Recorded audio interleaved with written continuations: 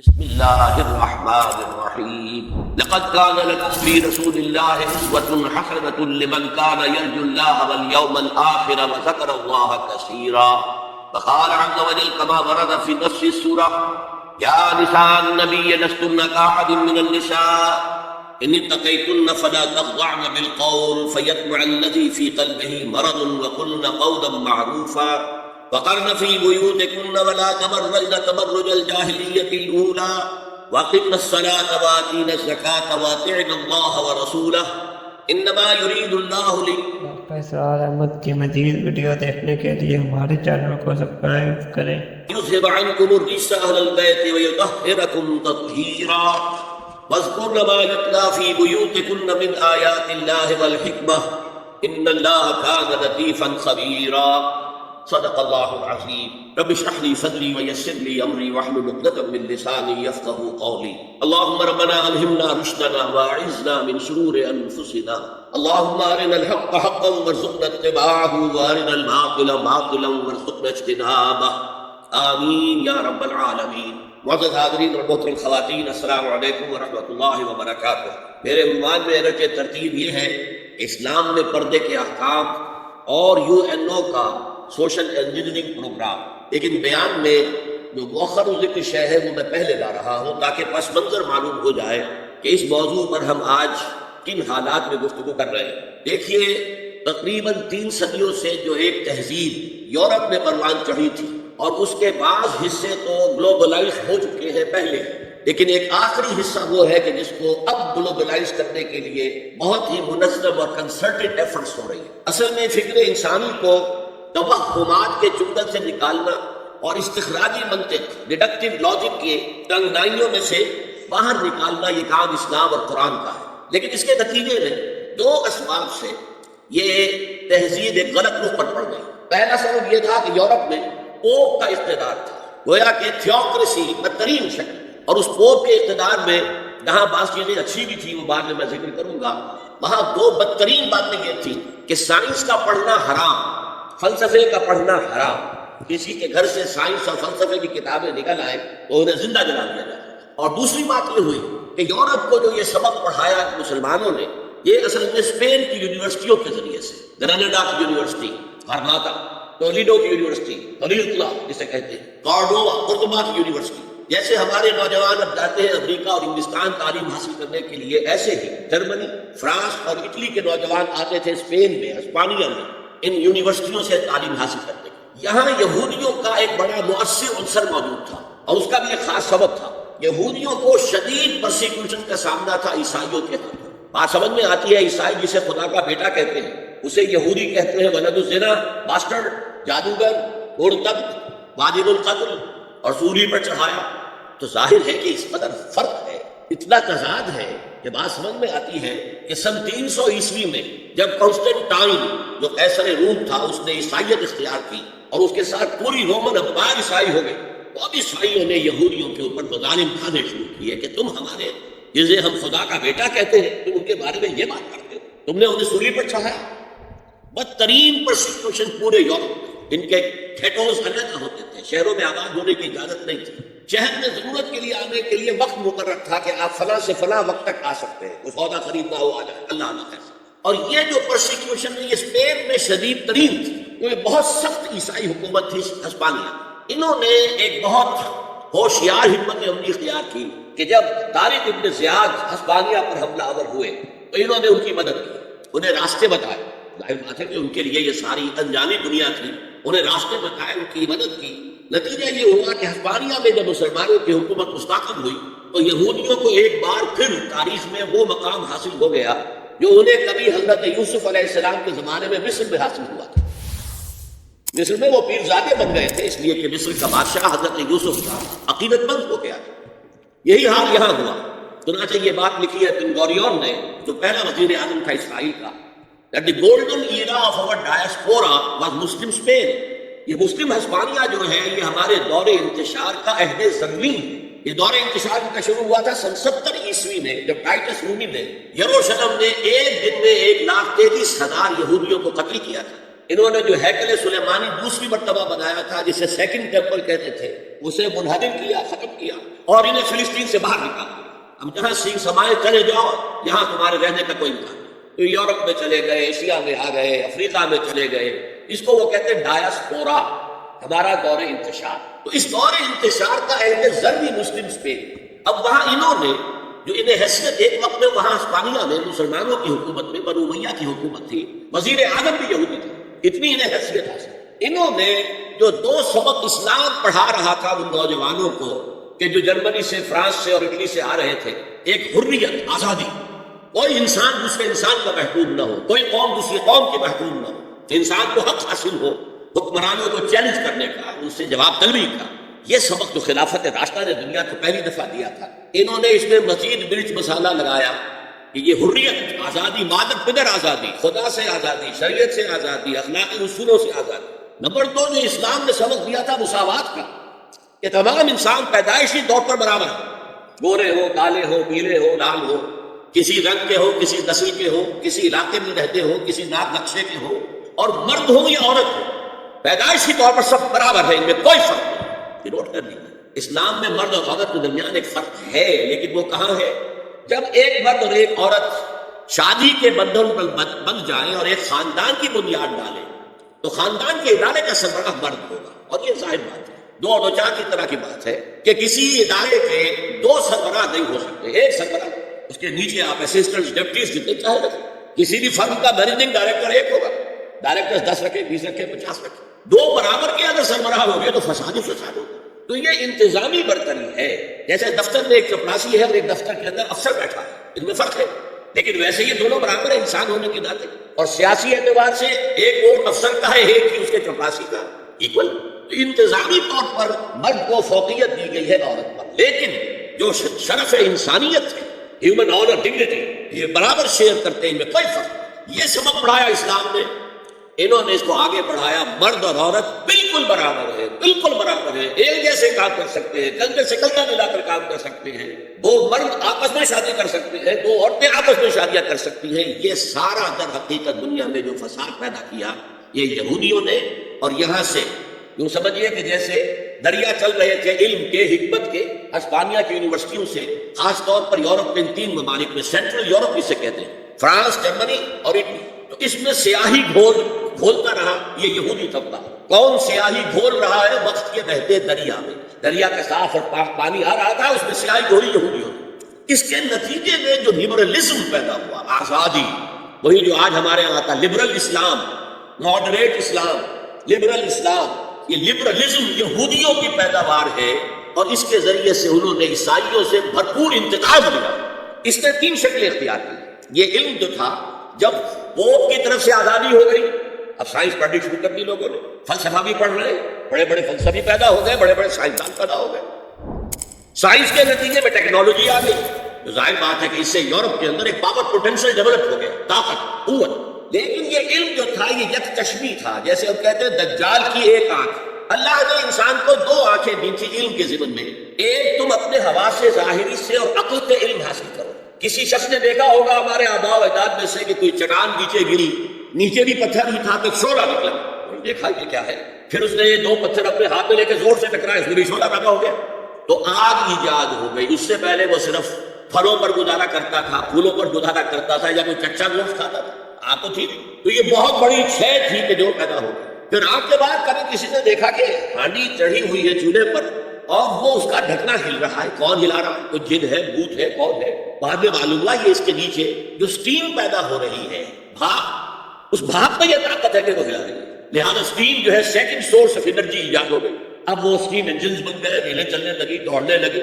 تو یہ علم ایک تھا کہ آنکھ سے دیکھو، کان سے سنو، دماغ سے اس کو پروسیس کرو. یہ کمپیوٹر یہاں ہم نے تمہیں دے رکھا ہے نا، اس کمپیوٹر کے اندر تم فیڈ کرو اپنا سینس ڈیٹا، آنکھوں کا، کانوں کا، اور چھونے کا، چکھنے کا، سوننے کا. یہ ڈیٹا فیڈ کر دو تو یہ پروسیس کرے گا.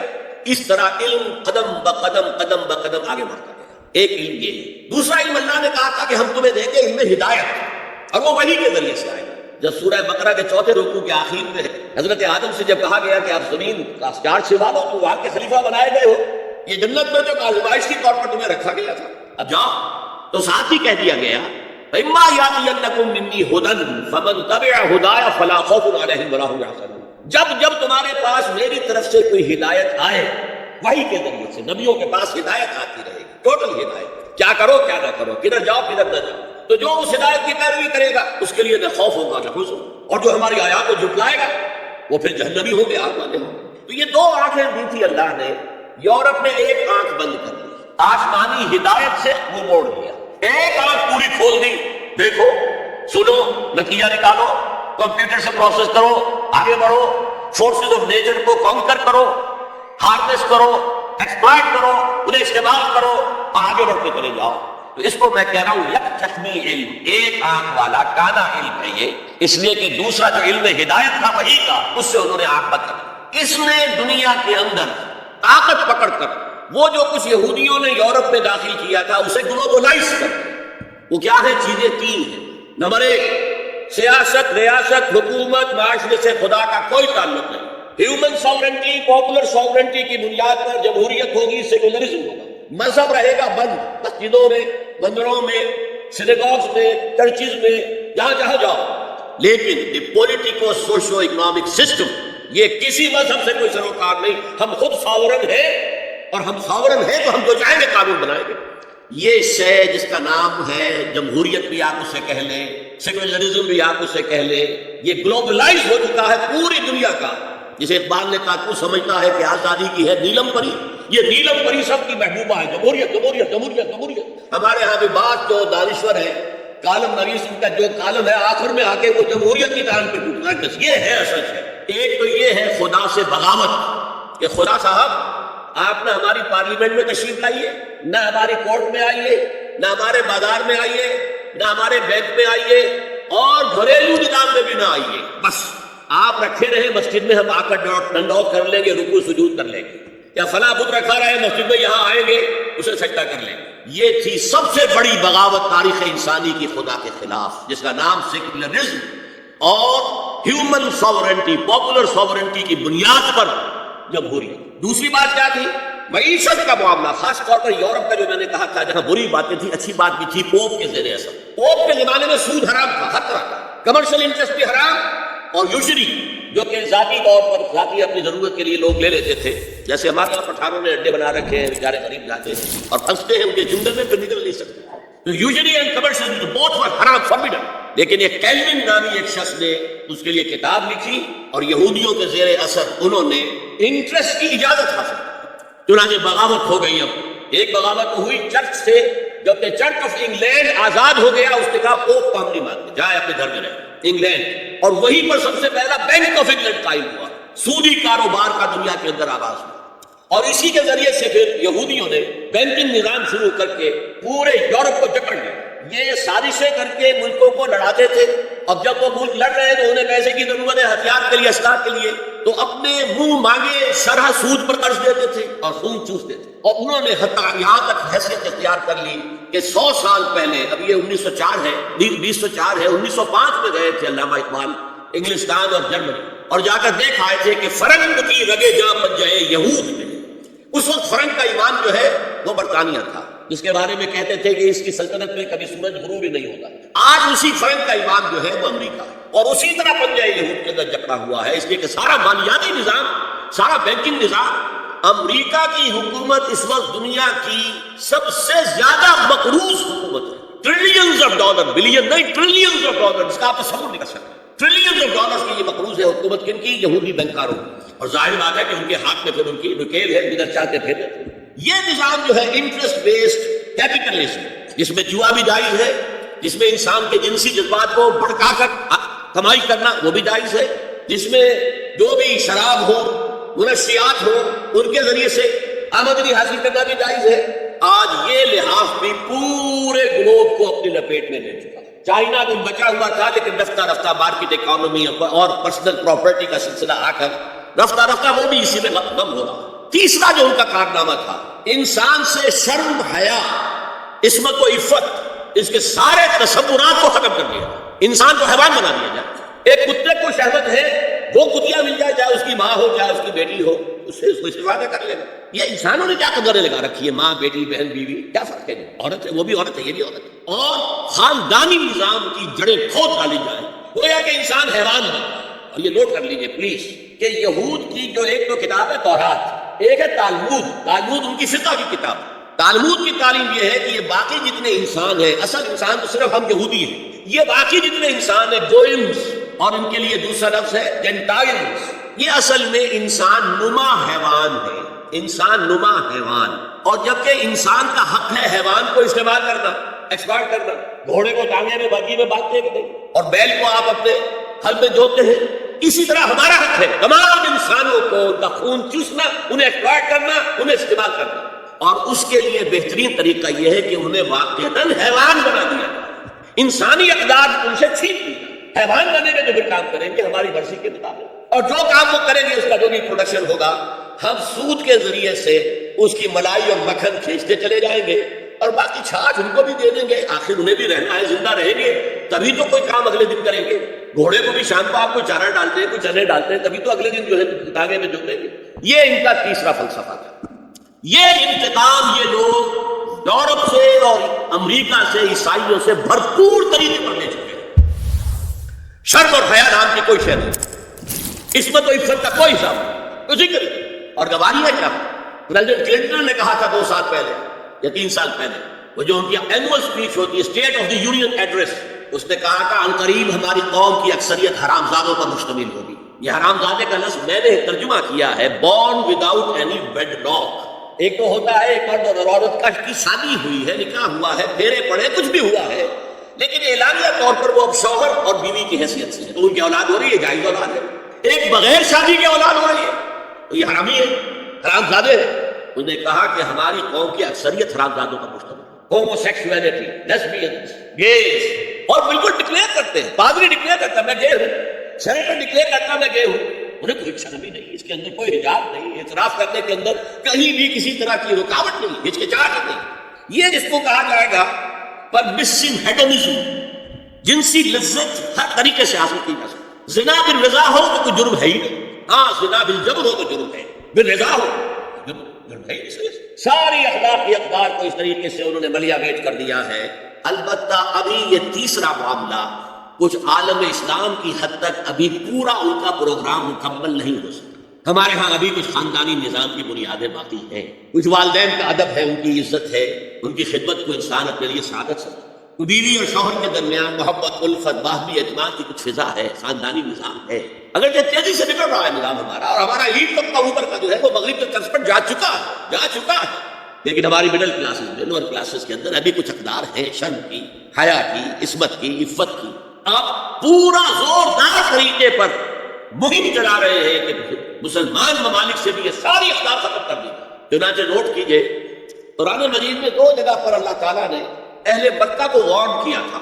اولم یروا انا ناتی الارض ننقصها من اطرافها، کیا یہ قریش دیکھ نہیں رہے کہ ہم رفتہ رفتہ ان کی طرف بڑھ رہے ہیں، چاروں طرف سے ان کے گرد ہمارا گھیرا تنگ ہوتا جا رہا ہے، ان کے گرد جو قبائل آباد ہیں وہ ہمارے حلیف بنتے جا رہے ہیں۔ یہ سورہ رعد کی آیت ہے اور اسی طرح سورہ انبیاء میں ہے، افلا یرون انا ناتی الارض ننقصها من اطرافها۔ تو اسلام گھیرا تنگ کر رہا تھا رفتہ رفتہ کفار مکہ کے گرد۔ آج یہ برعکس ہے کہ یہ مغرب یہودیوں کی سازش کے تحت اور امریکہ کی عظیم قوت کو استعمال کرتے ہوئے، سول سپریم پاور آن ارتھ، آج یہ ہمارے گرد گھیرا تنگ کرتے چلے آ رہے ہیں کہ ہمارا معاشرتی نظام بھی تلپٹ ہو جائے، درہم برہم ہو جائے، ہماری اقدار بھی ختم ہو جائے، ہمارے ہاں بھی عورت اور مرد بالکل برابر ہونے کے مدعی ہو کر میدان میں آ جائیں، عورت مرد بن جائے، مرد عورت بن جائے، مردوں کی شادیاں ہو جائیں کہ ایک مرد شوہر اور ایک مرد بیوی، اور رجسٹر ہو جائے شادی، لیسبینز کی شادیاں ہو جائیں کہ ایک عورت شوہر ایک عورت بیوی، اور رجسٹر ہو جائے۔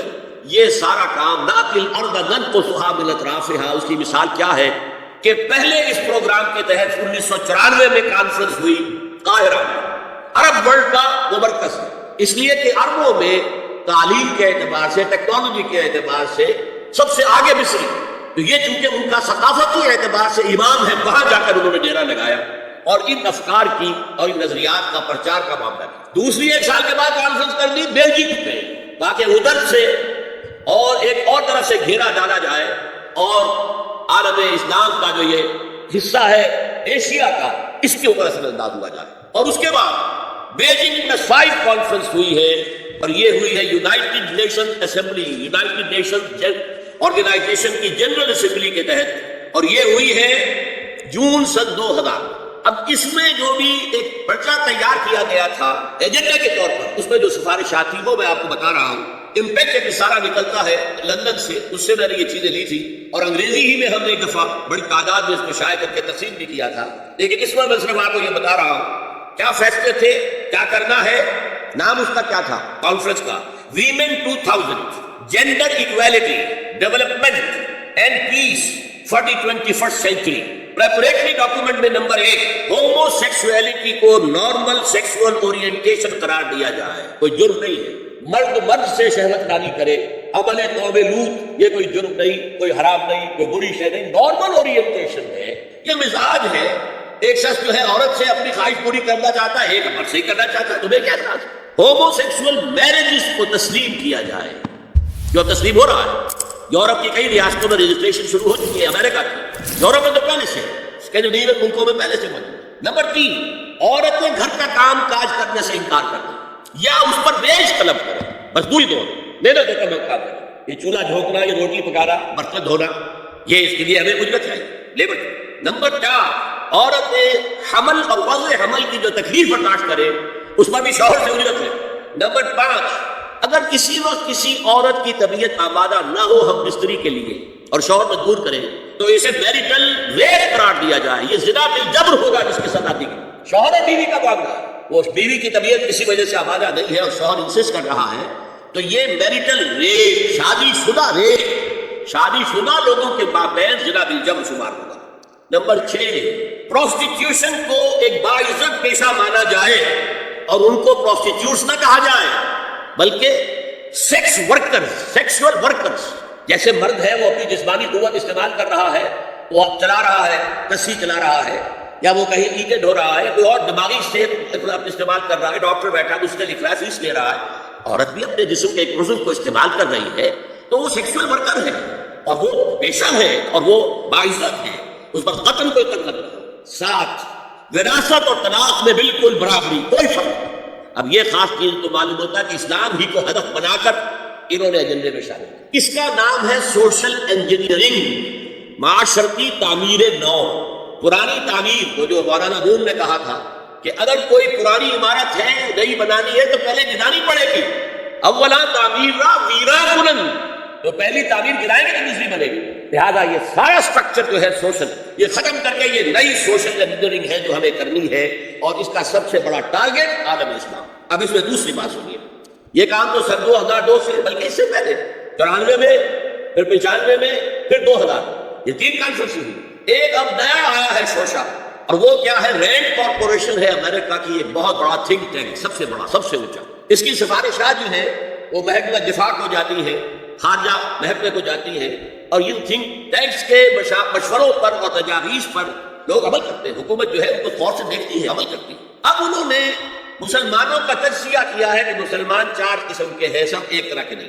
اور غور سے سننے کی بات ہے، 80 صفحات کی رپورٹ ہے، جن حضرات کے پاس ہے انٹرنیٹ وغیرہ کا وہ نکال سکتے ہیں، پڑھے پوری کی پوری. میں خلاصہ دے رہا ہوں. کہتے ہیں نمبر 1 ہے فنڈامنٹلسٹ، اور فنڈامنٹلسٹ وہ ہے کہ جو اسلام کو صرف مذہب نہیں دین سمجھتے ہیں، جو یہ سمجھتے ہیں کہ اسلام صرف عقیدے، عبادات اور رسومات کا نام نہیں ہے بلکہ اسلام ایک پولیٹیکو سوشو اکنامک سسٹم ہے، ایک نظام ہے، اجتماعی نظام ہے. کہا یہ ہمارے دشمن نمبر 1 ہے، انہیں ہم نے ہر قیمت پر ختم کرنا. They are the biggest challenge to our civilization, our culture, our system. ہماری تہذیب ان کے سب سے بڑے دشمن.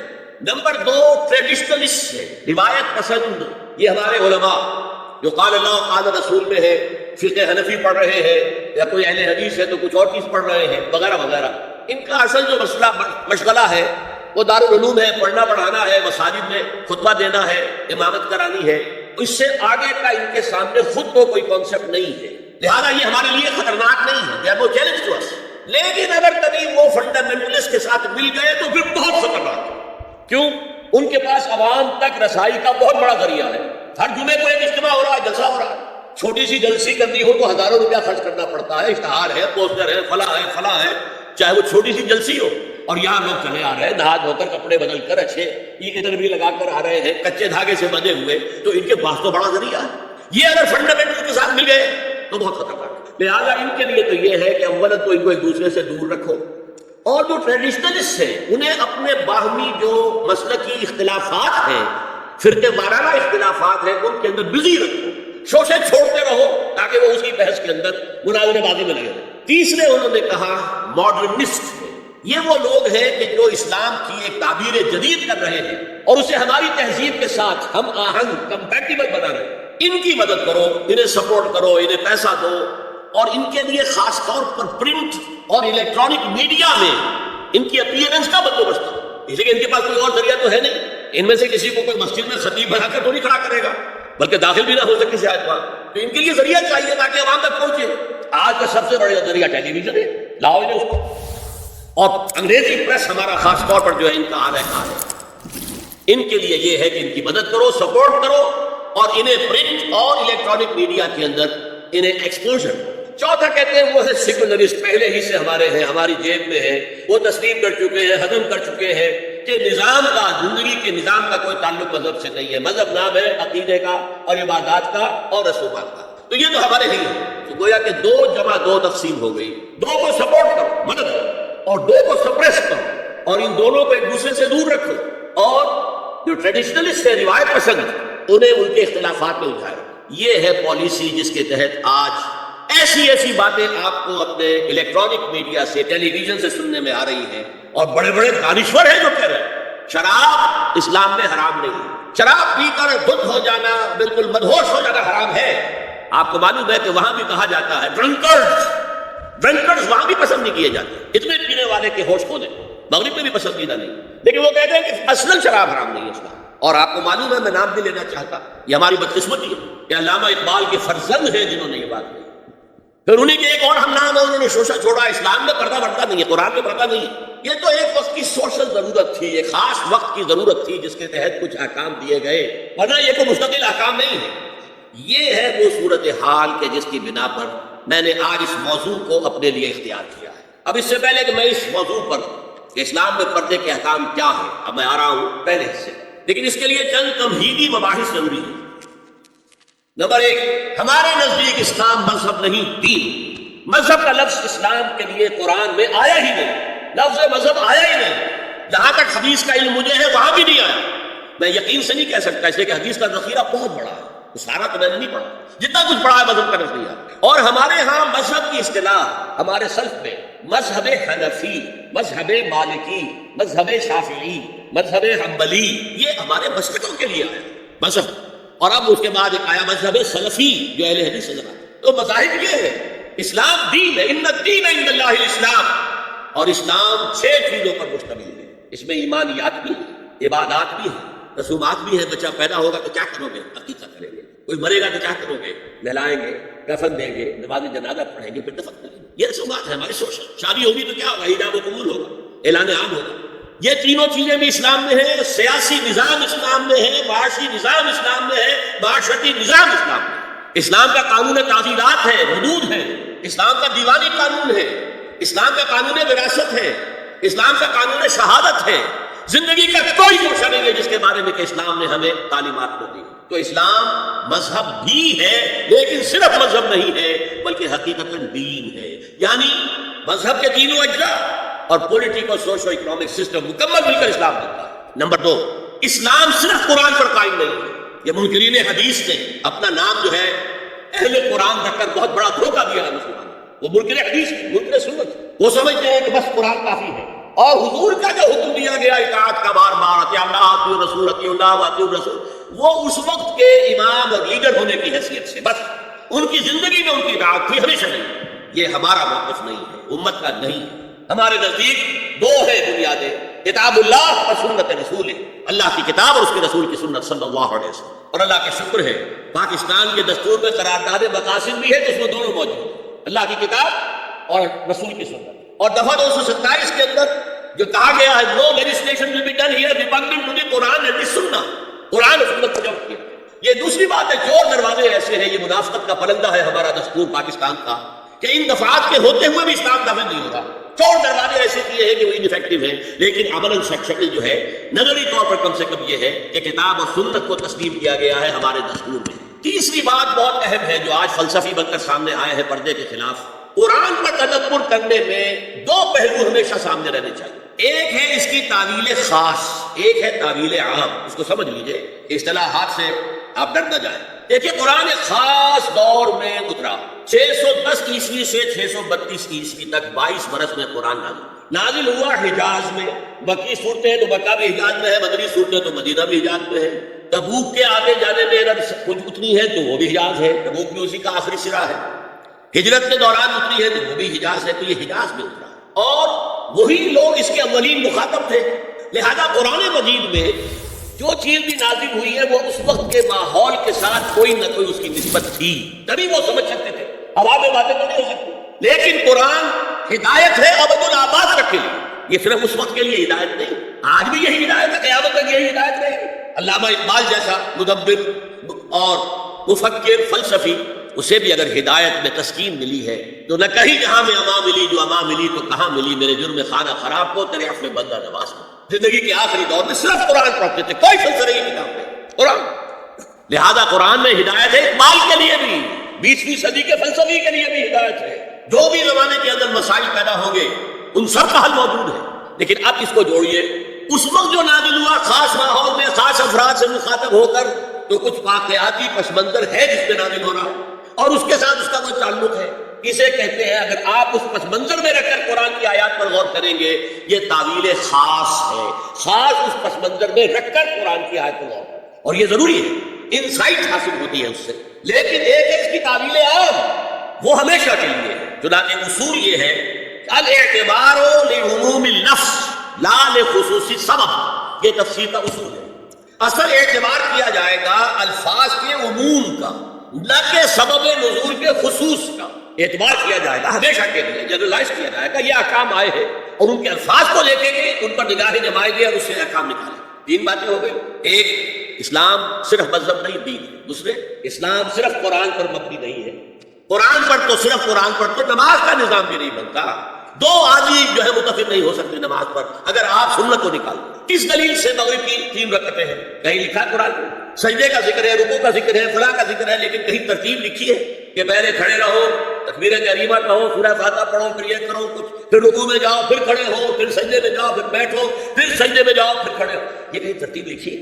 یہ جو 1400 برس گزرنے کے باوجود انڈونیشیا کے آخری جزیرے سے لے کر موریٹانیہ تک نماز کے بارے میں کیا اختلاف ہے؟ 5 نمازوں میں اختلاف ہے، رکعتوں کا اختلاف ہے، ہر رکعت کی ترتیب کا اختلاف ہے، کوئی اختلاف نہیں۔ زیادہ رفع یدین ہے یا نہیں ہے، بعد میں آمین زور سے کہنی ہے یا خاموشی سے کہنی۔ بس میں یہ کہا کرتا ہوں، مجھے پہلا احساس ہوا تھا جب میں نے پہلا حج کیا 62 میں، وہاں جو نظر آیا نقشہ، خانہ کعبہ کے گرد کھڑے ہوئے، ایک سرکل دوسرا تیسرا تھا، شیعہ بھی ہے، سنی بھی ہے، بریلوی بھی ہے، دیوبندی بھی ہے، اصحاب ظاہر بھی ہے، خارجی بھی آ گئے ہیں، کوئی سب ہے سب، لیکن کہیں بھی نماز کی ڈرل جو ہے وہ نہیں ٹوٹتی۔ مطلب یہ کہ اگر کسی کا خیال یہ ہوتا کہ جیسے رکوع ایک ہے ایک رکعت میں تو سجدہ بھی ایک ہے، تو وہ ایک سجدہ کر کے کھڑا ہو جاتا اور دوسرا سجدے کے اندر گرا ہوا ہوتا تو ٹوٹ جاتی۔ جب یہ ختم اور وہ کھڑے ہونے والا کہتا کہ یہ دادا گر گئے سجدے میں، جب وقت قیام آیا اب تو کھڑے ہونے کا وقت تھا، یہ کیا دوبارہ سجدے میں گر گئے؟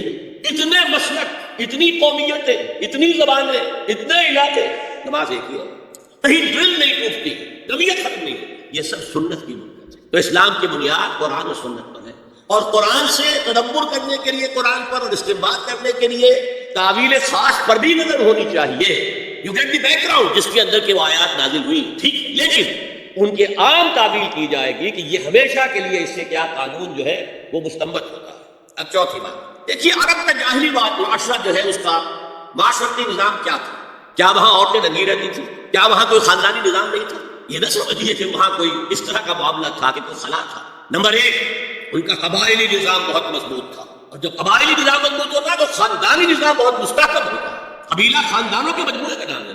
نمبر 2، شرفاء کی جو خواتین ہوتی تھی ان کے عام لباس کے علاوہ 2 چیزیں اور ان کے استعمال میں رہتی تھی، ایک خمار، اوڑھنی، گھروں کے اندر وہ اوڑھنی ہوتی تھی، ایک جلباب، لمبی سی چادر کہ جب باہر نکلتی تھی تو اس میں اپنے پورے جسم کو لپیٹ لیتی تھی، لیکن چہرہ نہیں چھپاتی۔ یہ جلباب کا لفظ قرآن میں آیا، خمار کا خمر ہننا، جلابیب ہننا، یہ الفاظ میں معلوم تھے نا، ان کے زیر استعمال تھے نا، ورنہ کوئی نیا لفظ کہاں سے آ جاتا؟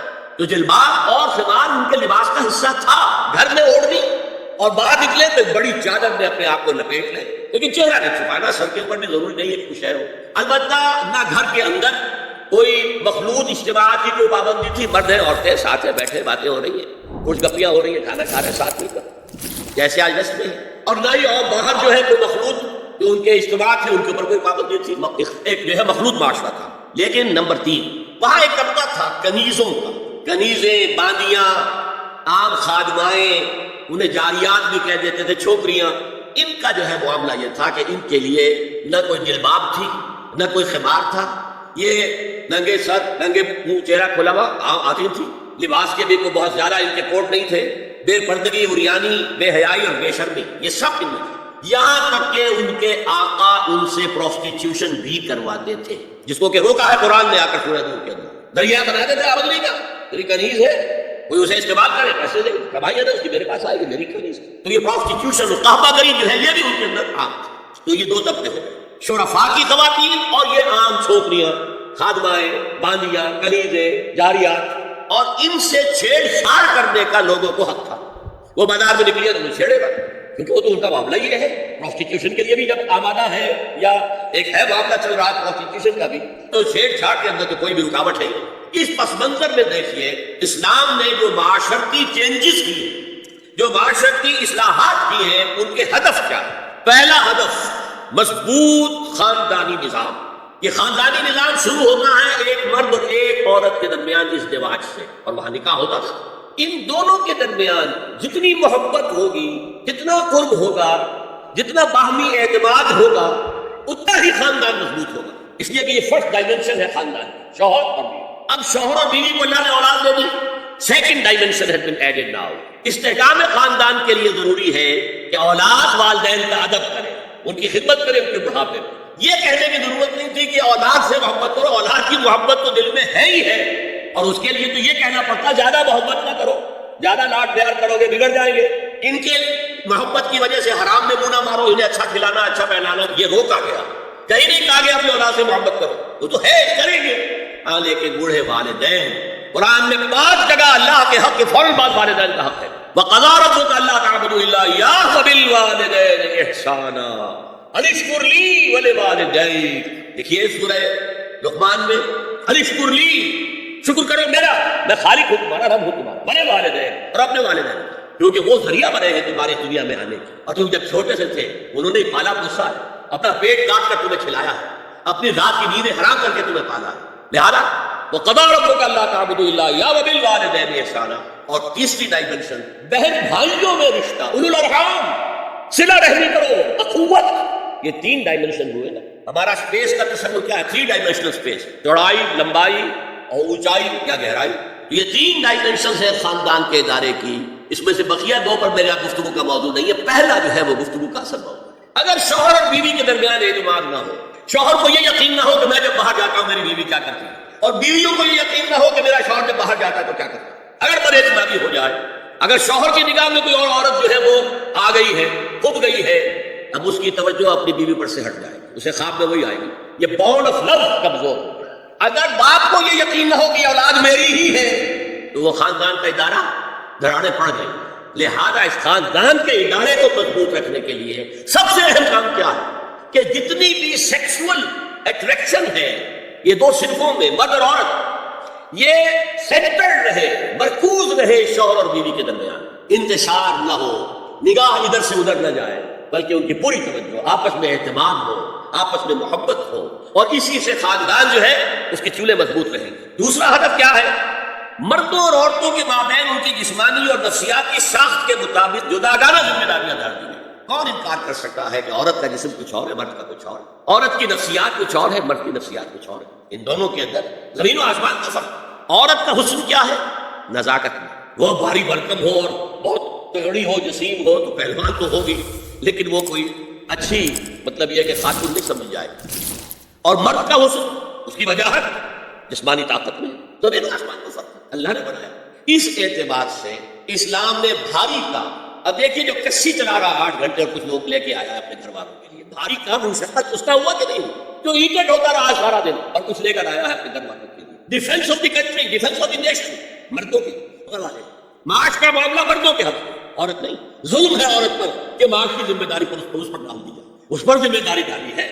مشقت ہے، حمل کو برداشت کرنا. حملته امه وهنا على وهن وفصاله في عامين. بچے کو دودھ پلانا، رات کو بچہ روتا ہے تو ماں جاگتی ہے، باپ کو کیا ہے؟ ماں اپنی نیند حرام کر دے گی، باپ کو وہ خود کہے گی کہ اس کو نہ اسے ڈسٹربنس نہ ہو، یہ سوئے تاکہ کل جائے کام پر جا سکے، محنت اور مشقت کر سکے۔ تو حال جو ہے کسی قوم کا وہ مردوں کے حوالے، اور مستقبل عورت کے حوالے۔ مستقبل ہے نیکسٹ جنریشن، وہ کہاں سے آئے گی؟ وہ عورت کے رحم میں پرورش پائے گی، یہ مستقبل ہے آپ کا، یہ عورت کی گود سے پرورش پائے گی۔ تو مستقبل کا سارا بوجھ عورت، حال کی ساری ذمہ داریاں، معاش، ڈیفنس، ہر شے مرد کے۔ نمبر 3 جو ہدف ہے بہت بڑا بہت بڑا بہت بڑا، جنسی انضباط، سیکس ڈسپلن، زنا کی روک تھام، لا تقربوا الزنا انہ کان فاحشۃ وساء سبیلا۔ زنا کے قریب تک نہ پھٹکو، یہ نہیں کہا کہ لا تزنوا، نہیں، قریب تک نہ پھٹکو۔ جیسے کہ یہ فیصلہ آباد کا ہمارا گول چکر ہے اور 8 بازار آ رہے ہیں، اب کوئی سرکاری پروگرام یہ ہے کہ اس گول چکر تک، چوک تک کوئی بھی جلوس نہ پہنچے، تو 8 بازاروں کو بند کرو گے نا۔ لہذا دور دور تک اللہ تعالیٰ نے وہ حدیں لگا دی ہیں کہ زنا کی ترغیب نہ ہو، زنا کے راستے جو ہے وہ مسدود ہو جائے۔ اور زنا کے بارے میں اب دیکھیے، یہ اس دور کی انٹلیکچوئل خیانت، ڈس آنیسٹی کا سب سے بڑا معاملہ ہے۔ جدید نفسیات کا بابا آدم مانا جاتا ہے فرائڈ، اور فرائڈ کے نزدیک انسان کے محرکات عمل میں سب سے زیادہ طاقتور، سب سے زیادہ پوٹنٹ سیکس ہے۔ مارکس نے قرار دیا پیٹ کو معاشی ضرورت، فرائڈ نے کہا نہیں، سیکس ہے اصل محرک انسان میں۔ یہاں تک کہتا ہے ایڈیپس کمپلیکس، باپ اگر محبت بھری نگاہ سے بیٹی کو دیکھ رہا ہے تو یہ بھی سیکس ہے، اور ماں اگر بیٹے سے محبت کر رہی ہے تو یہ بھی سیکس ہے۔ انا للہ و انا الیہ۔ ان کمبختوں کا اصل یہ معاملہ ہے کہ ایک شے پر نگاہ جم گئی تو سب کچھ اسی کے گرد گھما دیا، مطلب بات غلط نہیں ہے۔ Sexual motive one of the most important motives, no doubt about. اگر یہ نہ ہو، اگر عورت میں مرد کے لیے اٹریکشن نہ ہو، اگر عورت کو مرد کی احتیاج نہ ہو تو تمدن ختم ہو جائے۔ کون شادی کا کھکیڑ مول لے گا؟ ایک پیٹ پالنا اور ہے، خاندان کی ذمہ داری اور ہو جائے گی۔ یہ اس قدر زبردست جو ہے، یہ موٹیویشن کے اندر سے جذبہ ہے، اور اٹریکشن ہے شدید۔ اس اعتبار سے یہ سمجھیے جتنا زوردار گھوڑا ہو اتنی ہی زوردار لگام چاہیے اگر ڈسپلن میں رکھنا چاہتے ہیں۔ لہذا اس سیکس کو ڈسپلن میں لانے کے لیے کہ قانونی تعلق ہو ایک مرد اور عورت کے درمیان، ازدواج ہو، شادی ہو جائے، یا دوسرا راستہ وہ بھی تھا جو آج کل نہیں رہا، باندھی ہو کسی کی، مل کے یمین ہو، ان کے اندر سیکشول انٹرکورس جو ہے وہ ہو، اور اس سے باہر نگاہ بھی نہ جائے۔ اس زنا کے بارے میں حضور نے جو، اچھا ایک تو میں آپ کو بتاؤں کہ قرآن اور حضور دونوں کس قدر حقیقت پسند ہے۔ سورہ آل عمران نے فرمایا زُيِّنَ لِلنَّاسِ حُبُّ الشَّهَوَاتِ مِنَ النِّسَاءِ وَالْبَنِينَ وَالْقَنَاطِيرِ الْمُقَنطَرَةِ مِنَ الذَّهَبِ وَالْفِضَّةِ وَالْخَيْلِ الْمُسَوَّمَةِ وَالْأَنْعَامِ وَالْحَرْثِ۔ انسان کے اندر محبت پلا دی گئی ہے، مزین کر دی گئی ہے، کن کن چیزوں کی؟ سب سے پہلے عورت، سب سے امپورٹنٹ موٹیو عورت، پھر بیٹے، پھر ڈھیروں مال، سونا چاندی، اعلیٰ گھوڑے، نشان زدہ، اور مال مویشی اور کھیتی، لیکن سب سے پہلے زُيِّنَ لِلنَّاسِ حُبُّ الشَّهَوَاتِ مِنَ النِّسَاءِ وَالْبَنِينَ وَالْقَنَاطِيرِ الْمُقَنطَرَةِ مِنَ الذَّهَبِ وَالْفِضَّةِ وَالْخَيْلِ الْمُسَوَّمَةِ وَالْأَنْعَامِ وَالْحَرْثِ۔ اسی طرح دیکھیے حضور صلی اللہ علیہ وسلم فرماتے ہیں، یہ مسند احمد میں بھی حدیث ہے اور حاکم اور بیہقی نے بھی، عن انس ابن مالک رضی اللہ تعالی عنہ قال قال رسول اللہ صلی اللہ علیہ وسلم حبب الی النساء والطیب وجعلت قرۃ عینی فی الصلاۃ۔ اس تمہاری دنیا میں سے مجھے 3 چیزیں محبوب کر دی گئی۔ حبب الیہ، نمبر 1 نساء۔ کوئی جھجک کی ہے آپ نے بیان کرنے میں؟ ہم شاید یہ جملہ کہتے ہوئے جھجکے، اللہ کا رسول نے حقیقت اس کا اعتراف کرو، بہت مقبول موٹیو ہے، اس میں کوئی شک نہیں، کوئی شک نہیں، کوئی شک نہیں۔ حبب الی النساء والطیب، خوشبو، وجعلت قرۃ عینی فی الصلاۃ، اور میرے آنکھوں کی ٹھنڈک نماز میں ہے۔ اسی طرح خود قرآن میں سورہ احزاب میں جب حضور سے کہا گیا کہ اب بس جتنی شادیاں ہو چکی تھیں آپ نے کر لی ہیں، اب آئندہ نہ کیجیے، وہاں بھی صاف الفاظ آئے ہیں۔ اللہ کو بھی اللہ لا یستحیی من الحق، اللہ کو حق بات کہنے میں کوئی حیا یا کوئی جھجک نہیں۔ وَلَوْ أَعْجَبَكَ حُسْنُهُنَّ، اے نبی چاہے عورتوں کا حسن جو ہے وہ آپ کو بھلا لگے، لیکن اب آئندہ شادی کریں۔ یہ میں تائید کر رہا ہوں فرائض کی، اس گدھے نے جو آگے تک پہنچا دیا ہے معاملہ وہ ہے غلط، بنیادی بات صحیح ہے قرآن مجید کے مطابق ہے۔ یہ سیکس موٹیو بہت سخت ہے، بہت زوردار۔ اب زنا جو ہے اس کے لیے حضور نے جو کچھ فرمایا وہ سن لیجیے۔ عن ابن عباس قال ما رأيت شيئا اشبه باللمم مما قال ابو هريرة عن النبي صلى الله عليه وسلم۔ حضور کی حدیث ہے، ان اللہ كتب على ابن آدم حظه من الزنا ادرک ذلك لا محالہ۔ اللہ تعالیٰ نے ہر انسان کا زنا میں ایک حصہ لکھ دیا ہے جو اس کو پہنچ کر رہے گا۔ فزنا العین النظر، آنکھوں کا زنا ہے نامحرم عورت کو دیکھنا، یہ بھی زنا۔ اگر زنا کو روکنا ہے تو یہاں پر بھی کنگل لگے گی. ایک جگہ آیا ہے جس میں النظر سہم، کہ تیر ہے یہ نظر جو ہے، نگاہوں کے تیر. یہ تو آپ شاعری کے اندر بھی اور گانوں کے اندر بھی نگاہوں کے تیر سنتے ہیں نہیں سنتے؟ النظر سہم، یہ تیر ہے. وزن اللسان النطق یا منطق، زبان کا زنا ہے کسی عورت سے گفتگو کر کے چٹخارے لے. عورت کی آواز میں بھی ایک لوچ ہے، حسن ہے. اللہ تعالیٰ نے اس سے سرابا ایسا بنا کہ مرد کے لیے اس کی ہر شے کے اندر اٹریکشن، اس کی آواز میں اٹریکشن. والنفس تمنا وتشتہی، اور باقی رہ گیا نفس، وہ تمنا کرتا ہے کہ اب میں اس سے آگے بھی بڑھوں اور زنا بھی کر لوں. فالفرد یصدق ذلک کلہ اور یکذب، لیکن یہ ہو بھی سکتا ہے نہیں بھی ہوتا، لیکن یہ زنا تو کر چکا نا.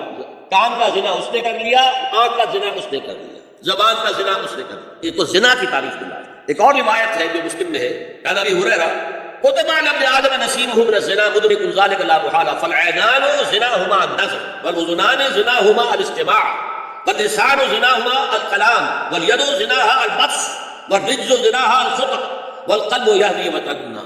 یہ زبان کا بھی زنا ہو رہا ہے، کان کا بھی زنا ہو رہا ہے، ہاتھ کا بھی ہو رہا ہے، کہیں لمس کیا ہے عورت کے جسم کو، ہاتھ ملایا ہے اسے، اور چل کر کہیں جا رہا ہے دیکھنے کے لیے، یہ پاؤں کا زنا ہو رہا ہے. یہ ہے زنا کی شکلیں جو محمد رسول اللہ صلی اللہ علیہ وسلم نے بیان کی. تو زنا کا روک تھام، زنا کی جو ہمارے معاشرتی اہداف کے اندر بہت اہم ہے، بہت اہم ہے، بہت، ورنہ معاشرہ کو بھوک کا شکار ہوگا. میاں بیوی میں اعتماد نہیں ہے، بے اعتمادی کی فضا میں اولاد جو پلے گی اس کی منفی نفسیات ہوگی، کبھی مثبت نفسیات نہیں ہو سکتی. والدین میں محبت ہے، آپس میں اعتماد ہے، تو ایک دوسرے پر اعتماد ہے، ایک دوسرے کا لحاظ ہے، ایک دوسرے کی دلجوئی ہے، ایک دوسرے کی مدد ہے. یہ ساری چیزیں جو ہے وہ ایک فضا پیدا کرتی ہے گھر کے اندر، وہ ایک نارمل، ایک صحت مند فضا جس میں کہ نئی نسل پروان چڑھے گی، تو وہ ایک پازیٹیو اور مثبت نفسیات لے کر پیدا. اچھا اور دیکھیے اس میں کیا کیا کچھ حضور کی طرف سے آئی ہے. حضرت جابر بن عبداللہ فرماتے ہیں من کان یؤمن باللہ والیوم الآخر فلا یخلون بامرأة لیس معها ذو محرم فإن ثالثهما الشیطان. رواه احمد. دیکھو جو شخص بھی اللہ پر اور یوم آخر پر ایمان رکھتا ہو وہ کبھی کسی اجنبی عورت کے ساتھ خلوت میں نہ رہے، ملاقات نہ کرے جس کے ساتھ کہ اس کا کوئی محرم شامل نہ ہو. کوئی عورت آئی ہے آپ سے مسئلہ پوچھنے کے لیے، اس کا باپ، اس کا بیٹا، اس کا بھائی، اس کا شوہر ساتھ ہونا چاہیے، اکیلے نہیں. اس لیے کہ ثالثہما الشیطان. جہاں یہ ایک مرد اور ایک عورت جو ایک دوسرے کے لیے نامحرم ہے، جب ملیں گے تیسرا وہاں شیطان موجود ہے. اسی طرح حضرت ابن عباس کی روایت ہے لا یخلون رجل بامرأة الا ومعها ذو محرم ولا تسافر المرأة الا مع ذی محرم. کوئی مرد کسی عورت کے ساتھ خلوت میں نہ ہو، اکیلے نہ ہو، مگر یہ کہ اس عورت کے ساتھ اس کا محرم موجود، اور کوئی عورت سفر نہ کرے جب تک کہ اس کے ساتھ محرم موجود نہ ہو. اب آئیے چھٹی بات، اسلام میں جو اصلاح کی گئی ہے مختلف میدانوں میں، اس کے دو اصول ہیں. نمبر ایک، تدریج سے اصلاح ہوتی ہے ایک دم. نمبر دو، اصلاح کا عمل گھر سے شروع ہونا چاہیے. Charity begins at home. اب میں مثال دے رہا ہوں. دیکھیے شراب کی حرمت کے ضمن میں 3 درجوں میں حرمت ہوئی ہے. سورہ بقرہ میں فرمایا گیا یسألونک عن الخمر والمیسر قل فیہما اسم کبیر ومنافع للناس واسمہما اکبر من نفعہما. بات ختم. اے نبی آپ سے پوچھ رہے ہیں شراب اور جوئے کے بارے میں، سے کہتے ہیں کہ ان دونوں میں بہت بڑے گناہ کی بات ہے، اگرچہ لوگوں کے لیے نفع بھی ہے، لیکن ان کا گناہ نفع سے بہت بڑھ کر ہے. اشارہ دے دیا. بہت سے صحابہ نے اسی آیت پر شراب نوشی تک کیا. جو معلوم ہوا which way the wind is blowing، اب ہوا کا رخ کیا ہے، کہاں جا رہی ہے. پھر آگے سورہ نساء میں آیا کہ ولا تقربوا الصلاۃ وانتم سکارى. دیکھو اگر تم نشے کے اندر ہو شراب کے تو نماز کے قریب مت جاؤ. پتہ نہیں تم کیا کہنا شروع کر دو، تو غالب کی شریعہ غزلیں پڑھنی شروع کر دو کھڑے ہو کر. کیا ایک اور مل گیا پوائنٹر. نماز جیسی شے سے روکنے والی شے تو عماد الدین ہے، تو بہت بری شے ہوئی. بہت سے لوگوں نے اس کے مت چھوڑ دیا. پھر آخری آیت آئی ہے یا ایھا الذین آمنوا انما الخمر والمیسر والانصاب والازلام رجس من عمل الشیطان. یہ شیطانی اعمال ہے، گندگی کے اعمال ہیں. فاجتنبوہ لعلکم تفلحون. تو ان سے بچو، اجتناب کرو تاکہ تم فلاح پاؤ. انما یرید الشیطان ان یوقع بینکم العداوۃ والبغضاء فی الخمر والمیسر. یہ شیطان یہ چاہتا ہے کہ شراب اور جوئے کے ذریعے سے تمہارے مابین دشمنی پیدا کرے. شراب میں آدمی لڑ پڑا، جوئے کے اندر بھی ہارتا آخر کھڑا ہو جاتا، بات پیٹ کے اوپر تیار، ہلاک کرتا. فرمایا جو انما یرید الشیطان ان یوقع بینکم العداوۃ والبغضاء فی الخمر والمیسر ویصدکم عن ذکر اللہ وعن الصلاۃ فہل انتم منتہون. اور بعد آتے ہو کہ نہیں. یہ بڑا دھمکی کا انداز ہے. اب کچھ لوگ کیا کہتے ہیں جی یہاں پہ حرام کا لفظ تو نہیں آیا، انا للہ و انا الیہ. حل انتم منتہون، بعد آتے ہو کہ نہیں. اس سے زیادہ روکنے کا تو معاملہ ہو. اور حدیث میں اندر اصول آ گیا ما اسکرا کثیرہ فقلیلہ حرام. جو شے اگر زیادہ مقدار میں ہو اور نشہ لے آئے تو اس کی چھوٹی مقدار بھی حرام ہے. شراب کا ایک قطرہ بھی حرام ہے. لیکن آج کہہ رہے شراب کو حرام ہے تاکہ مغرب مان لے کہ ہاں یہ تو بڑے ماڈریٹ لوگ ہیں, بڑے لبرل لوگ ہیں, روشن خیال ہے, یہ کوئی دقیانوسی نہیں ہے, یہ فنڈامنٹلسٹ نہیں. اسی طریقے سے یہ جو معاشرتی معاملے میں اصلاح کا دائرہ شروع ہوا ہے, اس میں ہم دیکھتے ہیں کہ ابتدا میں ازواج مطہرات سے خطاب ہے, جسے دلیل بنا دیا بعض لوگوں نے. یہ احکام تو صرف ازواج مطہرات کے لیے ہے, حالانکہ میں نے اصول پہلے بتا دیا. Charity begins at home. جیسے حضور فرماتے تھے انا اول المسلمین, دیکھو میں تمہیں اسلام کی دعوت دے رہا ہوں, سب سے پہلا مسلمان میں خود ہوں. انا اول المؤمنین, میں تمہیں ایمان کی دعوت دے رہا ہوں, پہلا مومن میں ہوں. تو جب تک انسان اپنے کردار سے بات واضح نہ کرے تو واز جو ہے وہ مفید نہیں ہوتا, مؤثر نہیں. لہذا سب سے پہلے بات جو کی گئی وہ کی گئی ہے حضور کی ازواج مطہرات سے. اب اس ضمن میں جو اصلاحی اعمال آئے ہیں, احکام ان کو نوٹ کر لیجیے. ان کا آغاز ہوا ہے تدریجی اعتبار سے سورہ احزاب سے, اور سورہ احزاب سے 5 ہجری میں جو ہے نازل ہوئی ہے. ان کی تکمیل ہوئی ہے سورہ نور میں جو سن 6 ہجری میں نازل ہوئی. اور ایک بہت خوبصورت بات کہی, یہ مولانا علی اصغر اصلاحی نے مجھے بتایا کہ ان کے استاد حبیب الدین فراہی نے یہ کہا کہ سورہ احزاب میں گھر سے باہر کے پردے کا بیان ہے اور سورہ نور میں گھر کے اندر کے پردے کا بیان ہے. تو اصلاحی صاحب کہتے تھے کہ اس جملے نے میری آنکھیں کھول دی اور قرآن مجید روشن ہو گیا میرے ساتھ. ورنہ اگر یہ بات سامنے نہ ہو تو آدمی اٹکتا ہے, جگہ جگہ پر اشکالات پیدا ہوتے ہیں. دیکھیں سورہ احزاب میں کیا کیا گیا. نمبر 1, پہلے خطاب ازواج مطہرات سے, بعد میں عام کر دیا گیا. نمبر 2, بتایا گیا کہ عورت کا اصل کردار کیا ہے, اس کی اصل جگہ کیا ہے, گھر. نمبر 3, استئذان کے حکم کا آغاز ہو گیا کہ گھروں میں اجازت لیے بغیر داخل نہ ہو. لیکن یہاں بھی صرف نبی کے گھر کی بات ہوئی ہے, عام نہیں. پھر محرموں کی ایک چھوٹی فہرست ہے جو سورہ احزاب میں آ گئی ہے, اور گھر سے باہر کے پردے کا حکم آ گیا. یہ سورہ احزاب. سورہ نور میں استئذان اب عام کر دیا, کسی بھی گھر میں داخل مت ہو جب تک کہ اذن نہ دے. یہ دیکھیے تدریج, پہلے حضور کے گھروں میں داخل نہ ہو, اب کسی بھی گھر میں داخل نہیں ہو سکتا بغیر استئذان کے. اور احادیث مبارکہ میں اتنی سختی آئی ہے وہ میں بعد میں آپ کو بتاؤں گا. دوسرے یہ کہ گھر کے اندر پردہ جو محرموں سے پردہ ہے, محرموں سے پردہ. محرم کون ہوتا ہے سمجھ لیجیے. محرم وہ ہے جس سے کبھی بھی کسی شکل میں کسی حالت میں شادی نہ ہو سکے. اب ایک آدمی جو ہے اس کے گھر میں فرض کیجئے کہ ایک بہن ہے, تو اس بہن کی دوسری بہن سے وہ شادی نہیں کر سکتا. لیکن اگر وہ بیوی مر گئے تو کر سکتا ہے نہیں, اس لیے وہ محرم نہیں ہے, نا محرم. خالی نا محرم ہے. آپ کا بھائی ہے, اس کی بیوی ہے, بھابھی ہے آپ کی, آپ دیور ہیں, بھابھی سے شادی تو نہیں کر سکتے. لیکن اگر بھائی کا انتقال ہو جائے تو آپ شادی کر سکتے. تو شادی ہو سکتی ہے تو محرم نہیں ہوا, وہ نا محرم. محرم صرف وہی ہے جس سے کبھی کسی حال میں شادی کا امکان ہو. اس کی ابتدائی فہرست جو ہے سورہ احزاب میں ہے, تفصیلی فہرست جو ہے وہ سورہ نور میں ہے. اب دیکھیے گھر کے اندر بیٹھنے سے متعلق کیا بات کہی گئی. بزار اور ترمذی میں حضرت عبداللہ ابن مسعود سے نبی کا یہ ارشاد نقل ہوا ہے, ان المرأۃ عورۃ, عورت چھپا کر رکھنے کی چیز ہے. ہمارے ایک نوجوان ساتھی نے ایک دفعہ مضمون لکھا تھا بڑا پیارا. انہوں نے کہا کہ قرآن مجید میں جو اشارات ہیں, حور مقصورات فی الخیام, وہ حوریں جو ہوں گی وہ خیموں کے اندر وہیں رہے, قسم کہتے روک دینے کو, باہر نہیں نکلتی. مقصورات فی الخیام, حوروں کا کانہن لؤلؤ مکنون, ایسے ہوں گے کہ جیسے کہ موتی جسے چھپا کر رکھا. عورت چھپا کر رکھنے کی شے ہے. المرأۃ کلھا عورۃ, عورت کہتے ہیں اس کو ہے جسے چھپا کر رکھا جائے. ان المرأۃ عورۃ فاذا خرجت, جب وہ گھر سے نکلتی ہے, استشرفھا شیطان, اب شیطان جو ہے اس کو تاک میں رکھتا ہے. واقرب ما تکون برحمۃ ربھا وہی فی قعر بیتھا, وہ اپنے رب کی رحمت سے قریب ترین ہوتی ہے جبکہ اپنے گھر کے بھی کسی اندرونی حصے صحن میں ہوگی تو شاید ادھر ادھر کے کوٹوں سے نظر پڑ جائے. اسی لیے فرمایا مردوں کے لیے مسجد میں نماز افضل 28 گنا, اور عورت کے لیے گھر کی نماز مسجد سے افضل, گھر کے صحن کی مسجد سے افضل, دالان کی صحن سے افضل, کمرے میں اس سے افضل, اور کمرے کی جو بغلی کوٹڑی ہے وہ اس میں سب سے افضل. یہ احادیث نبی اکرم صلی اللہ علیہ وسلم. مزاج ہے نا, اس سے بن رہا ہے, ایک معاشرت وجود میں آ رہی ہے. یہ ساری چیزیں کیوں آ رہی ہیں؟ اور سنیے, عبداللہ ابن احمد ابن حنبل نے زوائد الزہد میں اور ابن ابی شیبہ نے ابن سعد نے اپنی کتابوں میں مسروق کی روایت نقل کی ہے کہ حضرت عائشہ جب تلاوت قرآن کرتے ہوئے اس آیت پر پہنچتی تھی وَقَرْنَ فِي بُيُوتِكُنَّ, تو بے اختیار ہو پڑتی تھی. قرآن کہتا ہے اپنے گھروں میں رہو.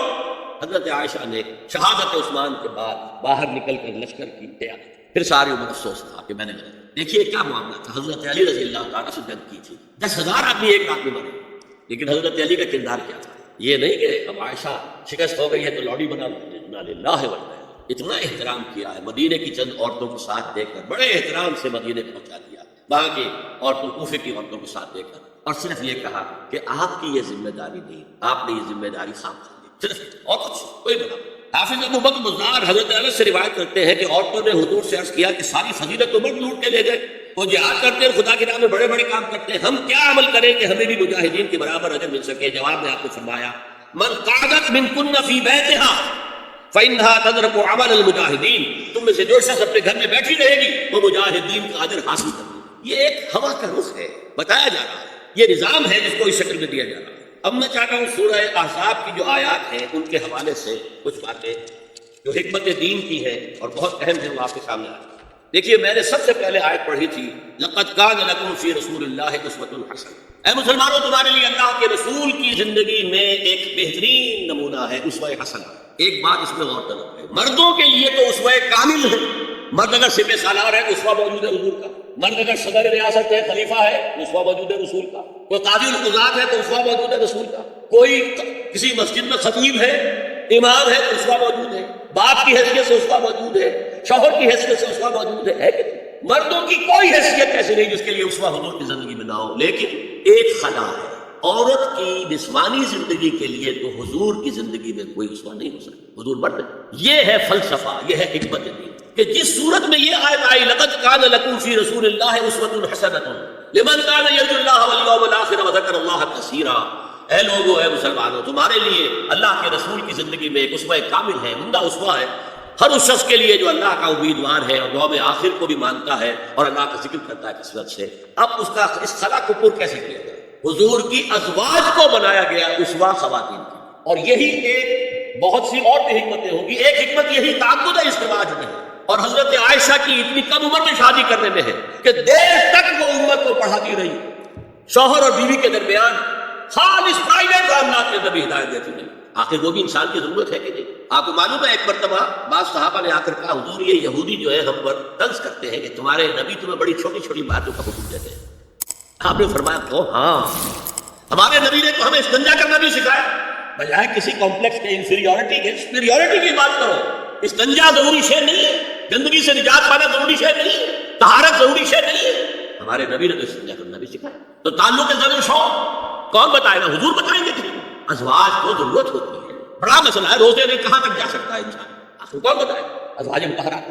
تو اسوہ بنانے کے لیے دیکھیے یہ آیات آئی ہیں، یہ 3 آیتیں سورہ احزاب کی، وہ سمجھیے کہ نچوڑ ہے اس مسئلے میں۔ یا نساء النبی لستن کاحد من النساء، اے نبی کی بیویوں تم عام عورتوں کے مانند نہیں۔ تو کیا وہ عورتیں نہیں تھیں؟ عورتیں تو تھیں۔ کیا ان کے احساسات عورتوں والے نہیں تھے؟ تو تھے۔ کیا بات، تم نبی کی بیویاں ہو، تمہیں اسوہ بننا ہے۔ ان اتقیتن فلا تخضعن بالقول، اگر تمہیں واقعی اللہ کا تقویٰ اور خوف ہے تو کسی اجنبی سے اگر بات کرنے کی ضرورت پیش آ جائے تو اپنی آواز میں لوچ مت پیدا کرو۔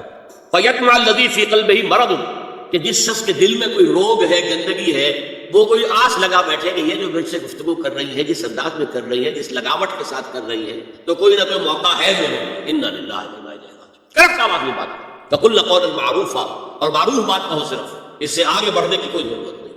وَقَرْنَ فِي بُيُوتِكُنَّ وَلَا تَبَرَّجْنَ تَبَرُّجَ الْجَاهِلِيَّةِ الْأُولَىٰ، اور قرار پکڑو اپنے گھروں میں، وقار کے ساتھ رہو اپنے گھروں میں، تمہاری اصل جگہ گھر ہے، باہر نکلنا تمہارا کام نہیں ہے۔ ہاں ضرورت ہو سکتی ہے، اس کا بعد میں ذکر آ جائے گا، لیکن فلسفہ کیا ہے؟ عورت کی اصل جگہ اس کا گھر ہے۔ یہ ڈیوٹیز کی تقسیم کر دی گئی ہے اللہ کی طرف سے، اس میں عورت کا اصل مقام اس کا گھر ہے۔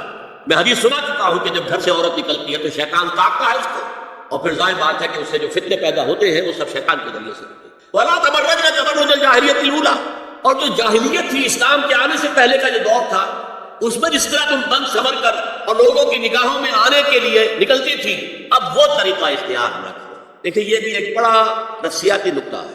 مرد کے اندر قوت ہے، وہ اپنی قوت کا ظہور چاہتا ہے، کبھی جی چاہتا ہے دیوار کو کندھا لے مارے، راستہ چل دے کسی پر لگا کندھا، قوت ظہور چاہتا ہے۔ عورت کے پاس سب سے بڑا سرمایہ اس کا نسوانی حسن ہے، جسمانی طاقت تو نہیں ہے، اس کے اندر ایک عرض ہے کہ اپنے آپ کو ظاہر کرے۔ اس کا نام تبرج، بروج کہتے تھے ان برجیوں کو کہ جو فصیلوں کے اوپر ہوتے تھے، اور ظاہر بات ہے دور سے مسافر آ رہا تو پہلے تو برجی نظر آتی تھی، تو نگاہوں میں آنا، نگاہوں میں کھپنا، یہ تبرج تو تم جس طرح پہلے بناؤ سنگھار کر کے نکلا کرتی تھی، اور تبرج الجاہلیہ اب چھوڑو۔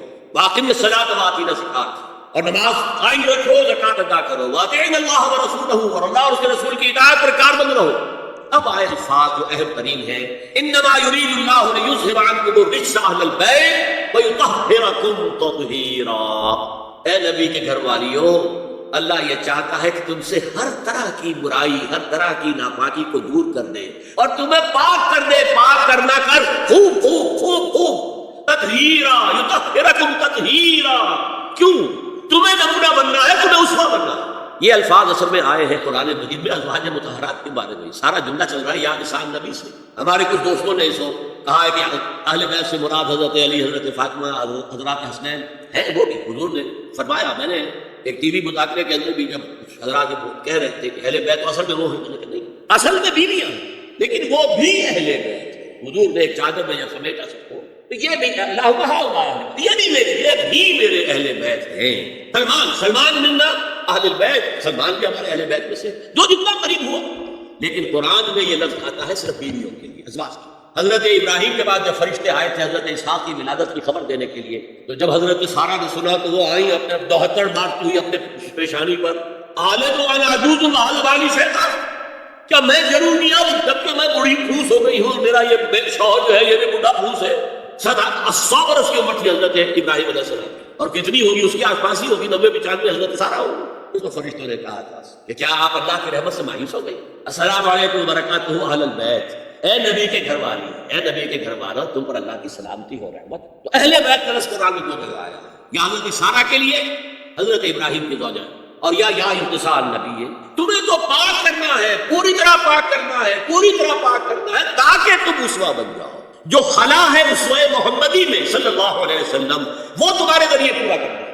اس لیے پہلا خطاب جو ہے، اب یہ دونوں باتوں سے ہو گیا، ایک تو چیریٹی بگن ایٹ ہوم، جو بھی اصلاح کا عمل ہو گھر سے ہونا چاہیے، اور نمبر 2 یہ کہ ازواج مطہرات کو امت کی تمام خواتین کے لیے ہمیشہ کے لیے اسوہ بنانا ہے۔ اسی طریقے سے استیزان کا معاملہ بھی آیا، لیکن وہ بھی صرف نبی کے گھروں سے کہا تھا، یا ایھا الذین آمنوا لا تدخلوا بیوت النبی حتی یؤذن لکم، اہل ایمان نبی کے گھروں میں داخل نہ ہوا کرو جب تک کہ اذن نہ دیا جائے۔ یہ پرائیویسی، گھر کی پرائیویسی، اس پر میں تفصیل سے بعد میں بات کروں گا کیونکہ تفصیل اس کی آئی ہے سورہ نور میں۔ میں نے عرض کیا نا، ان احکام کا آغاز ہوا جیسے شراب کی حرمت، آغاز سورہ بقرہ، پھر سورہ نساء، پھر سورہ مائدہ، اسی طرح اس کا اختتام جو ہوا ہے وہ سورہ نور میں، تو مت داخل ہوا کرو۔ اور اس کے بعد فرمایا وَإِذَا سَأَلْتُمُوهُنَّ مَتَاعًا فَاسْأَلُوهُنَّ مِن وَرَاءِ حِجَابٍ، اور دیکھو اگر نبی کی بیویوں سے کوئی چیز مانگنی ہو تو پردے کی اوٹ سے مانگو۔ یہ حجاب کا لفظ آیا ہے جس کو کہا جاتا ہے کہ حجاب کا کوئی حکم قرآن میں ہے نہیں۔ پہلے وہاں کے گھر کھلے ہوتے تھے، گھر پر کوئی پردہ نہیں ہوتا، اور گھر کوئی کناروں کے اور ڈیگڑوں کے تو نہیں ہوتے تھے، چھوٹے چھوٹے گھر، لیکن یہاں پر فرما دیا گیا پردے۔ اس کے بعد سے جب سے یہ آیت اتری، گھروں کے اوپر پردے ڈالے۔ اب ظاہر بات ہے کہ اس میں چہرے کا پردہ ہی ہوا نا، چہرے کا پردہ حجاب، اسی کو حضرت عائشہ نے آیت الحجاب کہا دیا۔ اور پھر دیکھیے جو ریئلزم ہے، ریئلزم میں نے کہا تھا کہ اللہ نے بھی فرمایا کہ سب سے زیادہ محبت انسان میں عورت کی ہے، خوب بلا زین للناس حب الشہوات من النساء، اور پھر اس کے بعد حضور نے فرمایا حبب الیہ النساء والطیب، یہاں بھی فرمایا گیا ذالکم اطہر لقلوبکم وقلوبہن، یہ زیادہ پاکیزہ بات ہوگی تمہارے دلوں کے لیے بھی اور ان کے دلوں کے لیے۔ اگر نبی کی بیوی بے حجاب تمہارے سامنے آ جائے گی تو وہ نبی کی بیوی ہے، اور ازواج مطہرات ہونے کی حیثیت سے تمہاری ماں بھی ہے، لیکن ایک عورت بھی تو ہے، اور تم چاہے صحابی ہو کچھ بھی ہو، تم مرد بھی تو ہو۔ یہ مرد اور عورت کے درمیان جو کشش ہے، یہاں بھی اس کا ساتھ۔ نبی کی بیویوں کو بھی یہ نہیں کہا کہ اسے ماورا ہے، معصوم تو کوئی نہیں نبی کے علاوہ، وہ تو اللہ کہہ رہا ہے ہم تمہیں پاک کر دینا چاہتے ہیں، پوری طرح پاک کر دینا چاہتے ہیں تاکہ تم تمام خواتین امت کے لیے اسوہ بن جاؤ۔ فرمایا یہ جو پردے کی اوٹ سے کوئی شے لینا دینا ہے، اس سے یہ تمہارے دلوں کے لیے بھی زیادہ پاکیزہ بات ہے، ان کے دلوں کے لیے بھی۔ یہ ہے اللہ تعالیٰ کا حکم سورہ احزاب کے اندر۔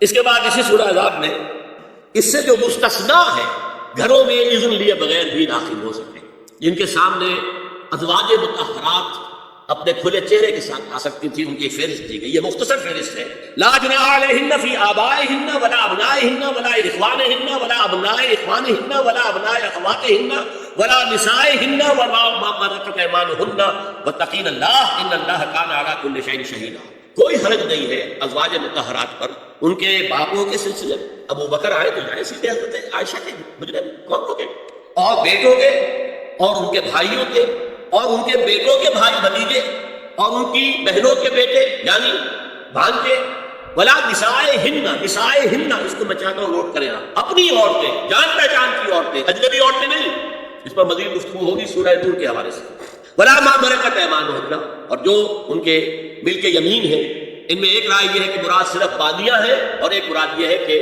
اس میں مرد غلام بھی شامل ہے۔ ایک رائے یہ ہے کہ مرد غلام جب تک کہ ابھی وہ بالغ نہ ہو بچہ، یہ آرا ہے الگ۔ وَتَقِينَ اللَّهَ إِنَّ اللَّهَ كَانَ عَلَىٰ كُلِّ شَيْءٍ شَهِيدًا، اور اللہ کا تقوی اختیار کرو، یقیناً اللہ ہر چیز کو دیکھ رہا ہے۔ اب آئیے سورہ نور کی طرف۔ اب میں یہاں پر سورہ نور میں آغاز جو ہوا ہے سورہ نور کا، وہ سب کو معلوم ہے زنا کی کیا حد ہے، سزا کیا ہے۔ غیر شادی شدہ زانی یا زانیہ اس کی سزا 100 کوڑ ہے، اور اگر کوئی الزام لگائے اور ثبوت پیش نہ کر سکے، 4 گواہ نہ لا سکے، تو قذف کی حد کیا ہے، 80 کوڑ ہے۔ اس کے بعد اصل میں جو زنا کا سد باب کرنے کے لیے احکام ہے وہ آئے۔ چنانچہ اس میں سب سے پہلے کیا ہوا، استیزان کا حکم بڑی تفصیل کے ساتھ آیا، بہت تفصیل کے ساتھ آیا۔ یا ایھا الذین آمنوا لا تدخلوا بیوتا غیر بیوتکم حتی تستأنسوا وتسلموا علی اہلھا ذلکم خیر لکم لعلکم تذکرون۔ اہل ایمان مت ہرگز مت داخل ہو اپنے گھروں کے علاوہ کسی اور گھر میں جب تک کہ تم ان کے ساتھ مانوس نہ ہو جاؤ، اذن نہ لے لو، ان پر سلام نہ کرو، یہی تمہارے لیے خیر بہتر ہے۔ اس کے بعد تفصیل آئی ہے، اس میں میں اس وقت نہیں جا رہا، اور جو لوگ اس پر عمل نہیں کرتے ان کے بارے میں قرآن مجید کیا کچھ حضور کیا کچھ فرما رہے ہیں یا سن لیجیے، بہت سخت احکام۔ عن ابی ہریرہ رضی اللہ عنہ ان رسول اللہ صلی اللہ علیہ وسلم قال لا تمرأ اطلع عليك بغیر اذن فخذفته بحشاة ففقعت عینه ما كان عليك من جناح، متفق علیہ، بخاری اور مسلم دونوں کی ہے۔ اگر کوئی شخص تمہارے گھر میں بغیر اجازت کے داخل ہو جائے اور تم اس کی سزا کے طور پر اس پر کنکریاں پھینکو اور اس کی آنکھ پھوٹ جائے کنکری سے، تو تم پر کوئی گناہ نہیں ہے۔ بغیر اجازت کے گھر میں آ گیا ہے، بغیر اذن کے، بغیر استئذان کے کنکریاں مارو، کنکری سے آنکھ پھوٹ جائے، فما كان عليك من جناح، کوئی حرج۔ اسی طرح آیا ہے من اطلع على قوم بغیر اذن ففقعوا عینه فقد حضرت عینه، یہ ابو داؤد کی روایت ہے۔ جو شخص بغیر اذن لیے کسی کے گھر میں داخل ہوا ہے اور اگر اس نے اس کی آنکھ پھوڑ دی تو اس کے اوپر کوئی ہرجانہ نہیں ہے، کوئی اس کی دیت نہیں، کوئی ہرجانہ نہیں۔ اجازت لینے کے ضمن میں کیا ہے، حضور نے طریقہ بتایا، 3 مرتبہ پکارنے کی حد مقرر کر دی، فرمایا اگر 30ویں مرتبہ پکارنے پر بھی جواب نہ آئے تو واپس ہو جاؤ۔ قرآن میں بھی ہے اذا قیل لکم ارجعوا فارجعوا، اگر وہ کہتے چلے جاؤ، ملاقات نہیں ہو سکتی چلے جاؤ۔ ہاں اگر آپ ٹائم لے کر آئے ہیں تب بات دوسری ہے، پھر تو اس کو ملنا ہے، لیکن آپ ایسے ہی پہنچ گئے ہیں، پتہ نہیں وہ اپنی کس مصروفیت میں ہے، آپ کا حق نہیں ہے کہ وہ آپ کو ریسیو کرے اور آپ سے بات کرے۔ اذا قیل لکم ارجعوا فارجعوا، اور برا نہ مانو کہ میرا یہ معاملہ کیا، میں آیا تھا مجھے جو ہے مجھ سے ملاقات نہیں۔ اور اس سلسلے میں ایک بڑا دلچسپ واقعہ ہے، ایک مرتبہ آپ حضرت سعد بن عبادہ کے ہاں گئے اور السلام علیکم ورحمۃ اللہ کہہ کر 2 دفعہ اجازت طلب کی، مگر اندر سے جواب نہ آیا۔ 30ویں مرتبہ جواب نہ ملنے پر آپ واپس ہو گئے۔ حضرت سعد اندر سے دوڑ کر آئے اور عرض کیا یا رسول اللہ میں آپ کی آواز سن رہا تھا، مگر میرا جی چاہتا تھا کہ آپ کی زبان مبارک سے میرے لیے جتنی بار بھی سلام و رحمت کی دعا نکل جائے اچھا ہے۔ 30ویں مرتبہ بھی آپ کہیں، پھر دوڑ کر آئے اور لپٹ گئے حضور سے صلی اللہ علیہ وسلم۔ یہ ہے استئذان کا باب۔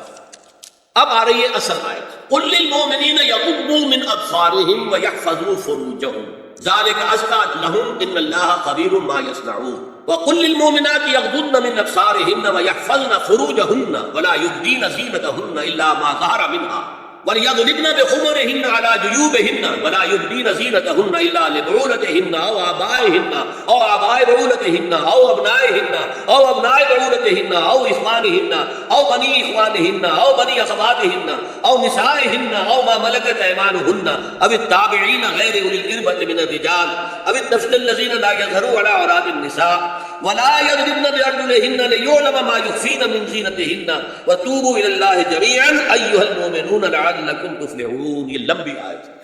اہل ایمان، اے نبی کہہ دیجئے اہل ایمان مردوں سے اپنی نگاہیں نیچی رکھا کریں اور اپنی شرمگاہوں کی حفاظت کریں، یہی ان کے لیے زیادہ پاکیزہ عمل ہے۔ ان اللہ خبیر بما یصنعون، اور جو کچھ وہ کر رہے ہیں اللہ اس سے واقف ہے۔ وقل للمؤمنات یغضضن من ابصارهن، اور مومن عورتوں سے بھی کہہ دیجئے کہ وہ اپنی نگاہیں جو ہے نیچی رکھا کریں، ویحفظن فروجهن، اپنی شرمگاہوں کی حفاظت کریں، ولا یبدین زینتهن الا ما ظهر منها، اور اپنی زینت کو ظاہر نہ کیا کرے سوائے اس کے کہ جو بالکل ظاہر ہو جائے، از خود ظاہر ہو۔ دیکھیے سب سے پہلے میں آپ کو بتا چکا ہوں کہ یہ گھر کے اندر کا پردہ، نگاہیں نیچی رکھنا گھر کے مرد بھی اور گھر کی عورتیں بھی۔ یہ کیوں کہا گیا؟ آج آپ کے علم میں نہیں ہوگا، انسیسٹ انسیسٹ کس قدر تیزی سے پھیل رہا ہے پبلک کے اندر۔ انسیسٹ کہتے ہیں باپ کا اپنی بیٹی سے ملوث ہو جانا، ماں کا اپنے بیٹے سے ملوث ہو جانا، بہن بھائیوں کا آپس میں زناکاری کرنا، یہ انسیسٹ ہے۔ اس وقت امریکہ میں سب سے زیادہ جو پریکٹس ہے وہ سائیکیٹرسٹ کی ہے، بڑی فیسیں ہیں، بڑی دوائیں ہیں، جو فارماسیوٹیکل انڈسٹری ہے اس میں بھی سب سے زیادہ فلرشنگ وہ دوائیں ہیں کہ جو ذہنی امراض ہے۔ اور مجھ سے وہاں کئی سائیکیٹرسٹ نے کہا ذہنی امراض کا سب سے بڑا سبب انسیسٹ ہے۔ بیٹی سے زنا کیا باپ نے، بیٹی کے دل پر جو داغ لگ گیا ہے اس کا دماغی توازن ٹھیک نہیں ہے۔ بہن سے زنا کیا بھائی نے، اور یہ نہ سمجھیے کہ آپ کے ہاں نہیں ہو رہا، یہ وبا آ چکی ہے۔ کہیں آپ نے اخبار میں پڑھا ہوگا بیٹی نے جا کر تھانے میں خبر دی کہ باپ نے میرے ساتھ کیا کی۔ یہ ساری چیزیں آج ہو رہی ہیں اس لیے کہ جب زنا کے جو دوائی ہیں، داعیات ہیں، جو زنا کی ترغیب ہے وہ پھیلی ہوئی ہوگی، عام ہوگی تو راستہ نکالیں۔ گھروں میں مرد بھی اپنی نگاہیں نیچے رکھیں۔ کیا مطلب؟ باپ بھی اپنی بیٹی کو گھور کر نہ دیکھے، بیٹی بیٹی ہے، لڑکی ہے، جوان بھائی بھی اپنی جوان بہن کو گھور کر نہ دیکھے، نگاہیں نیچے۔ یہ نگاہیں نیچے رکھنا بازار میں چلتے ہوئے نہیں ہے، وہ تو سوسائڈ ہو جائے گا، موت آ جائے گا، کوئی گاڑی آپ کو روک دے گی، یہ گھر کے اندر ہے۔ اور اس لیے ہے کہ بہرحال باپ مرد ہے، بیٹی عورت ہے۔ میں نے آپ کو فرائڈ کی بات بتا دی ہے، وہ تو کہتا ہی ہے کہ باپ اگر محبت بھری نگاہ بیٹی پر ڈالا ہے تو سیکس ہے، سیکس کا جذبہ ہے۔ اگر ماں بیٹے پر محبت بھری نگاہ ڈال رہی ہے تو سیکس ہے، ایڈیپس کمپلیکس مشہور ہے اس کا۔ لیکن اپنی جگہ یہ ہے کہ باپ مرد ہے، بیٹی عورت ہے، بھائی مرد ہے، بہن، لہذا گھروں کے اندر بھی اپنی نگاہوں کو نیچا رکھو۔ میں آپ کو قول سنا چکا ہوں مولانا فراہی کا، اسلائی صاحب نے کہا، جب مولانا فراہی نے مجھ سے یہ کہا کہ اصل میں سورہ احزاب میں گھر کے باہر کا پردہ ہے اور سورہ نور میں گھر کے اندر کا پردہ ہے، تو کہتے میری آنکھیں کھل گئی اور چابی مل گئی، کلید مل گئی ان آیات کو سمجھنے کی، ان کی اصل پس منظر کو، حقیقت کو جاننے کا راستہ کھل گیا۔ تو یہ جو ہے غصب وصل، یہ باہر کے لیے نہیں ہے، یہ گھر کے اندر۔ بیٹی کا آخر جوان ہو رہی ہے، اس کے سینے کے اوپر کچھ ابھار آ رہا ہے، اس کو گھور کر مت نگاہ نیچے۔ قل للمؤمنین یغضوا من ابصارهم ویحفظوا فروجهم ذلک ازکی لهم ان اللہ خبیر بما یصنعون۔ نوٹ کر لیجیے کہ یہ کہاں ہوگا؟ گھر میں داخلے کے بعد، گھر میں داخلہ اجازت سے، اور داخلہ ہوگا صرف محرموں کا، گھر کے اندر جو ہے وہ نامحرم تو نہیں آئے گا۔ یہ میں آگے بیان کر رہا ہوں۔ وَقُلْ لِلْمُؤْمِنَاتِ يَغْضُضْنَ مِنْ أَبْصَارِهِنَّ وَيَحْفَظْنَ مِنْ فُرُوجِهِنَّ، اور کہہ دیجئے مومن عورتوں سے بھی کہ وہ بھی اپنی نگاہیں جھکا کر رکھیں اور اپنی شرمگاہوں کی حفاظت کریں۔ وَلَا يُبْدِينَ زِينَتَهُنَّ إِلَّا مَا ظَهَرَ مِنْهَا۔ اس ٹکڑے پر بڑا قیل و قال ہے جدید مفکرین اور جدید دانشوروں نے کہ وہ اپنی زینت ظاہر نہ کرے سوائے اس کے جو خود ظاہر ہو جائے۔ وہ کہتے ہیں اس میں چہرہ بھی شامل ہے، اور جب چہرہ شامل ہے تو اس کا مطلب چہرے کا پردہ نہیں ہے۔ آپ کو بہت سے حضرات نے وہ پڑھی ہوگی بحث جو جنگ میں ہو گئی تھی، ایک صاحب وہ انسٹیٹیوٹ آف پالیسی اسٹڈیز اس کے اسکالر ہیں، ریسرچ کا، انہوں نے لکھ دیا کہ الا ما ظہر منھا میں چہرہ ظاہر ہے، شامل ہے، لہذا پردہ نہیں ہے۔ اور ارشاد احمد حقانی صاحب نے بھی زوردار اس کے اوپر جو ہے وہ تائید لکھ دی، اور گویا کہ کہا کہ اب تو مسئلہ کیا ہو گیا، جب ایک ریسرچ اسکالر کہہ رہا ہے تو یہ مولوی ملاٹے کے کہنے پڑتے ہیں کہ یہ عورت کا جو چہرے کا پردہ ہے، تو بات ختم ہو گئی۔ جو میٹر اس کے میں نے صرف ایک جواب دیا کہ اس شخص نے جو بڑا ریسرچ اسکالر تھا، پہلے یہ لکھا ہے کہ سورہ نور کی ان آیات میں سطر کے احکام آ رہے ہیں، تو پھر یہ پردے کا چہرے کا معاملہ کیا ہو؟ سطر میں تو پردہ چہرہ شامل نہیں۔ محرموں سے پردہ کیا ہے؟ محرموں سے اس کا نام سطر ہے۔ عورت کا پورا جسم سطر ہے سوائے چہرے کی ٹکیا اور یہ ہاتھ اور یہ پاؤں، بس۔ کیا مطلب ہے؟ بھائی بھی نہیں دیکھ سکتا بہن کے جسم کا کوئی اور حصہ، باپ بھی نہیں دیکھ سکتا بیٹی کے جسم کا کوئی حصہ، یہ سطر ہے، سطر محرموں سے پردہ۔ اس سے آگے صرف شوہر یا حسب ضرورت طبیب، سرجن، بس یہ محرم ہوتا ہے۔ گھر میں عورت رہے گی تو سطر کے ساتھ رہے گی، محرم آئیں گے، چچا اس کا محرم ہے آئے گا، لیکن وہ بھی تو مرد ہے نا، چہرہ تو نہیں ڈھانپے گا لیکن محرم، لیکن باقی جسم سطر۔ عورت کا پورا جسم سطر ہے سوائے چہرے کی ٹکیا، بال بھی سطر میں شامل ہے۔ سر پر وہ اسکارف جو آج کل بنا ہوا ہے، بہت بڑا مسئلہ، انہوں نے چہرے کو نکال لیا، صرف اسکارف سمجھے ہوا پر حجاب کہتے ہیں، حالانکہ وہ حجاب پورا تو نہ ہوا، وہ صرف ایک حصہ ہے، لیکن ایک حصہ صحیح ہے، سر کے بعد جو ہے وہ چھپے ہونے چاہیے، یہ سطر میں شامل ہے۔ چہرے کی ٹکیا ہے جو سطر سے باہر ہے، ہاتھ ہے پونچھوں سے باہر، اور پیر ہے ٹخنوں سے نیچے، بس۔ اللہ تو فرمایا ما ظہر منہا زینتہن میں الا ما ظہر منہا میں کیا کیا چیزیں آ سکتی ہیں؟ دیکھیے، اگر عورت پوری کی پوری برقعے کے اندر ملبوس ہے، چہرے پر بھی نقاب ہے، آنکھوں کے آگے بھی یا جالی ہے یا کوئی چشمہ ہے، تو پھر بھی اس کے حسن کا ایک حصہ وہ ہے جو ظاہر ہے۔ اگر طویل القامت ہے، قد القامت، یہ حسن کا حصہ ہے کہ نہیں، وہ کہاں چھپائے؟ اور غالب نے جو شعر کہا ہے، تیرے سر قامت سے ایک قد آدم قیامت کے فتنے کو کم دیکھتے ہیں، سر قد عورت۔ اسی طرح جسم سے ڈول ہے، چہرہ بدن ہے یہ تو نہیں چھپے گا، عورت موٹی ہے کیسی ہے، جسم جو غیر متناسب ہے یہ تو نہیں چھپے گا، متناسب ہے اعضاء، قداور ہے، اکیلا بدن ہے، یہ ہے وہ چیزیں کہ جو حجاب کے سلسلے میں ما ظہر منہا یہاں ہو رہا ہے کہ سطر کے سلسلے میں ہے ما ظہر منہا زینت کا اور وہ چہرہ. لیکن اب اس میں ایک اور بات ہے وَلْيَضْرِبْنَ بِخُمُرِهِنَّ عَلَىٰ جُيُوبِهِنَّ، یہ بھی گھر کے اندر کی بات ہو رہی ہے، کیونکہ میں پہلے بتا چکا ہوں جلباب ہوتا تھا جب گھر سے باہر نکلتی تھی تو وہ اپنی چادر لپیٹتی تھی اپنے گرد، چہرہ نہیں ڈھانپتی تھی، صرف چہرے کا حکم دیا گیا اس کے ضمن میں، وہ سورہ عذاب کی آیت رہ گئی تو میں بیان کروں گا. اور خمار اوڑھنی ہوتی تھی جو گھر میں اوڑھتی تھی، گھر میں ظاہر بات ہے کہ جلباب تو نہیں لیا جا سکتا، آخر گھر کا کام کاج کرنا ہے، ہلکی سی اوڑھنی وہ گھر میں. لیکن فرمایا وَلْيَضْرِبْنَ بِخُمُرِهِنَّ عَلَىٰ جُيُوبِهِنَّ، اور انہیں چاہیے کہ اپنی اوڑھیوں کے بکن اوڑھنیوں کے اپنے سینوں کے اوپر گریبانوں کے اوپر بھی مار لیا کریں، تاکہ یہ سینے کے جو ابھار ہیں ان کو ایک ایڈیشنل کور مل جائے. دیکھیے سطر کا تقاضے کا اینگل لیجیے، لباس نبیز ہونا چاہیے باریک نہیں. حضور نے فرمایا اللہ کی لعنت ہو ان پر جو لباس پہن کے بھی ننگی ہوتی ہے. باریک اتنا لباس ہے، یہ چست اتنا لباس ہے، ڈھیلا ڈھالا ہوتا ہے، نبیز ہونا لباس کے اندر یہ دو حصے جو ہے وہ لازم. اور پھر سینے پر ظاہر بات ہے کرتا پیدا ہوا ہے ڈھیلا ڈھالا ہے، پھر بھی یہ سینے کے ابھار تو غائب ہو جائیں گے. ان پر ایک اضافی اوڑھنی سر پر سے لے کر اور اپنے اس گریبان کے اوپر مقتل مار لینا، تاکہ یہ جو نسوانی حسن کا دوسرا مظہر ہے، پہلا چہرہ سب سے بڑا چہرہ. اب جو لوگ کہتے ہیں چہرے کا پردہ نہیں ہے تو خدا کے بندوں پھر پردے کی ضرورت کیا؟ نسوانی حسن اگر اس میں اٹریکشن ہے وہ کہاں ہوتا ہے سب سے بڑا مظہر اول کون سا ہے؟ نسوانی حسن کا چہرہ ہی تو ہے. اب میں ذرا شرم کے ساتھ کہہ رہا ہوں لیکن یہ اپنی شاعری کے کچھ الفاظ آپ کو سنا رہا ہوں. یہ لب لعلین کہاں ہوتے ہیں؟ چہرے پر ہوتے ہیں یا کہیں اور ہوتے ہیں؟ یہ عارض گلگوں یہ کہاں ہوتے ہیں؟ چہرے پر ہوتے ہیں یا کمر میں لگے؟ یہ چاہے زقن تھوڑی میں اگر کچھ کھڈا پڑا ہوا ہو، چاہے زقن، یہ تعریفیں جو شاعری میں ہوتی ہیں یہ کہاں ہوتا ہے؟ یہ مژگاں کے تیر یہ کہاں ہوتے ہیں؟ یہ نرگسی آنکھیں یہ کہاں ہوتی ہیں؟ اور سدما ناک یہ کہاں؟ چہرہ ہی تو ہے سب سے بڑی اٹریکشن ہے چہرہ. اسی کو نہ چھپایا تو پھر اور کیا چھپایا؟ ہاں دوسری چیز چھاتی کے ابھار بہت اٹریکٹیو ہوتی ہے انسان کے لیے، اس کے لیے یہ ہے کہ وَلْيَضْرِبْنَ بِخُمُرِهِنَّ عَلَىٰ جُيُوبِهِنَّ. کرتا بھی نبیز کپڑے کا ہو، کرتا جو ہے ڈھیلا ڈھالا بھی ہو، شلوار اور نبیز تر کپڑے کی ہو، ڈھیلی ڈھالی ہو، اور اوڑھنی کا بکل جو ہے اپنے سینے پر مار دیا جائے.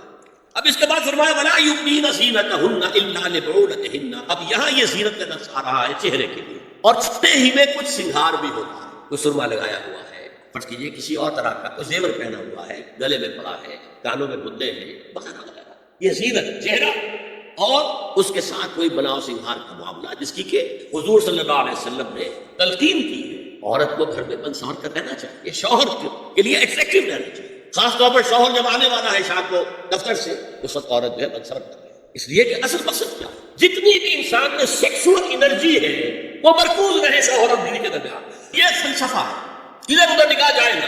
جتنا یہ بانڈ آف لو ان اسپاؤسز کے درمیان مضبوط ہوگا اتنا ہی خاندان کا ادارہ مضبوط، صحت مند اور اگلی اولاد کی تربیت کے لیے مثبت نہ.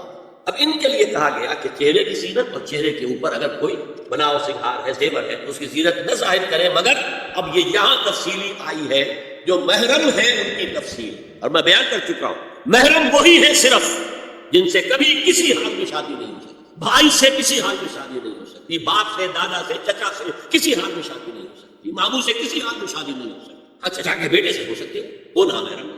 ماموں اور خالہ کے بیٹے سے ہو سکتی ہے، وہ نامحرم ہے. تو فرمایا کن کے سامنے ظاہر کر سکتی ہے؟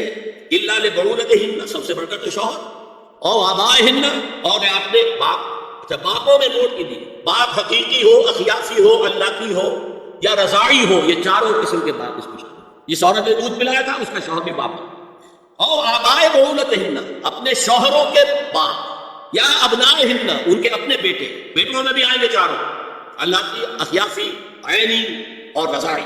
او ابنائے بعولتہن، اور اپنے شوہروں کے بیٹے، ہو سکتا ہے شوہروں کی اور بیویاں بھی ہو تو ان کے بیٹے بھی، جو ستیلے بیٹے ہیں وہ بھی محرم، ان سے کسی شکل میں کبھی شادی نہیں ہو سکتی. او اخوانہن، یا ان کے بھائی، او ابنائہن، یا اپنے بیٹے، او ابنائے بعولتہن، یا اپنے شوہروں کے بیٹے، او اخوانہن، یا اپنے بھائی، او بنی اخوانہن، یا اپنے بھائیوں کے بیٹے، او بنی اخواتہن، اپنا بھتیجا، شوہر کا بھتیجا نہیں، اپنا بھتیجا محرم ہے، اپنا بھانجا محرم ہے، شوہر کا بھانجا محرم نہیں.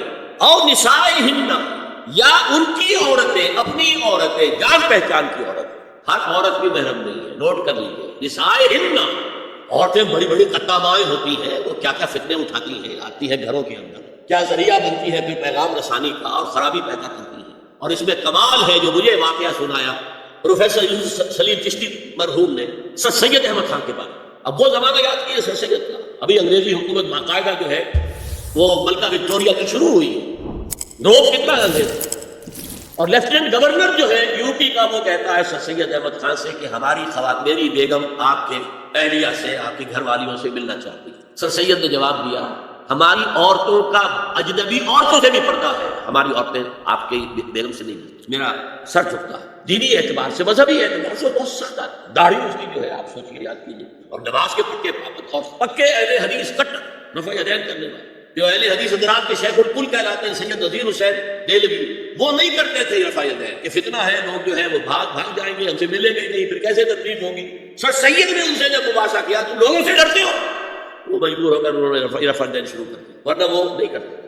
بس یہ دوسری بات ہے کہ تفسیر قرآن لکھ کر انہوں نے خام خواہ بہت بڑا فتنہ شروع کیا جو ابھی تک انڈے بچے دے رہا ہے. وہ میرا اس وقت کا موضوع نہیں ہے، پھر کبھی اس پر بات ہوگی. او ما ملکت ایمانہن، یا جو ان کے داہنے ہاتھوں کی ملکیت، باندیاں غلام.